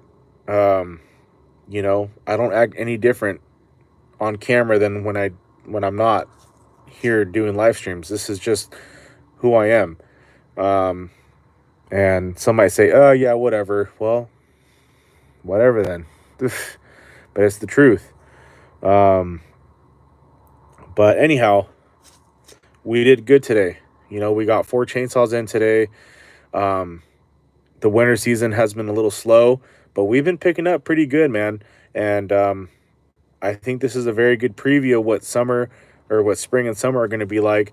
And you know, when I first started up our shop here in early summer, late spring, we were popping. And so far right now, we haven't even gotten into spring, and it's been pretty popping already. So I feel hopeful that this year is going to be great. And then again, it's up to us to make it what it is, you know. So just got to keep the hustle and grind going and alive. And And just, most importantly, keep it consistent. And that's all it is. So let's see. In Korea, yeah, so a 462 can be modified the same way as a 462C, which is the Mtronic. The same thing. If anything, it's just going to be a little bit easier. So if you do a muffler modification or whatever, or porting, it's just going to make it a little bit more easier to adjust itself. So that's kind of the highlight of the Mtronic system. It's kind of a self-adjust. It's supposed to do everything on its own in a perfect world. So it's just a lot easier for sure. Not to say that you won't run into any problems, but it will make it a lot easier. Outdoor Misadventure says, I expect Trump and chainsaws. There you go. Well, there you go. You'll definitely get, well, on certain days like today, obviously my opinion came out, and well, yeah, you will get that. Yeah, you'll get that for sure. So again, I tried to do my best not to let my opinions get the best of me here on this channel. As far as politics, chainsaws, we can talk chainsaws and opinion all day. I'll let you know. But today, obviously, we were talking politics, and I said what I said, and it is what it is. I'm not going to say I'm sorry, because that's who I am. So yeah. Berta says, on a non-running two-stroke, check the fuel dump in a clear container. And yeah, so check your fuel, check everything. I mean, check everything, man. Fuel filter, air filter. If you can, check inside your cylinder, see what's going on in there.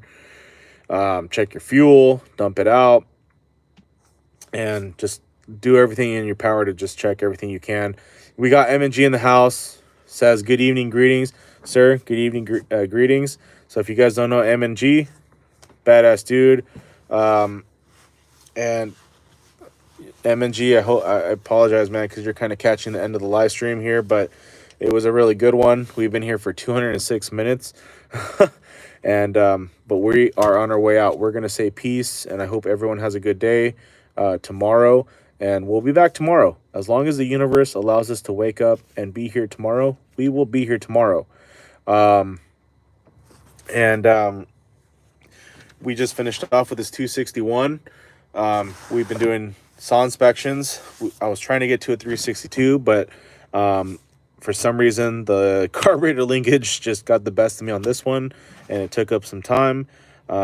Finished off with looking inside the cylinder sleeve. Well, inside the cylinder and the piston. The piston looks a little toasty. Cylinder sleeve looks okay. But, of course, we checked the diaphragm. We checked some basic stuff, clutch, and all that good stuff. But ultimately, we'll see how it runs tomorrow. But tomorrow, we'll be back with the 362 inspection and a couple other things. Maybe some 2511 action. Got to do a diaphragm replacement on that and do some more running, some more testing on that, which I do have some pretty cool videos to share with you guys later. I went out and did the testing on the 2511. Even with carburetor tuning, still had some issues, but I'm pretty sure it's just going to be hopefully a diaphragm issue, which I have already here to replace it with, and then we'll go back out and do some more testing. We did Alonso's 194T and did a timing advance. It has a precision saw service muffler on it. Came out great. Got to sharpen the chain, and that's about it. And soon we'll have his 500i here for a fallish suspension upgrade. And yeah, so anyways, but for now, much love to everybody. We're going to get out of here. It's 8:11 my time for some dinner, and you guys already know Big Boy's always ready for some food. So much love to everybody. Appreciate everybody being here. And again, it got a little interesting there at the end with our politic opinions, but I do my best not to do that here. So anyways, much love to everybody, and thank you for being here. And we out. Laters.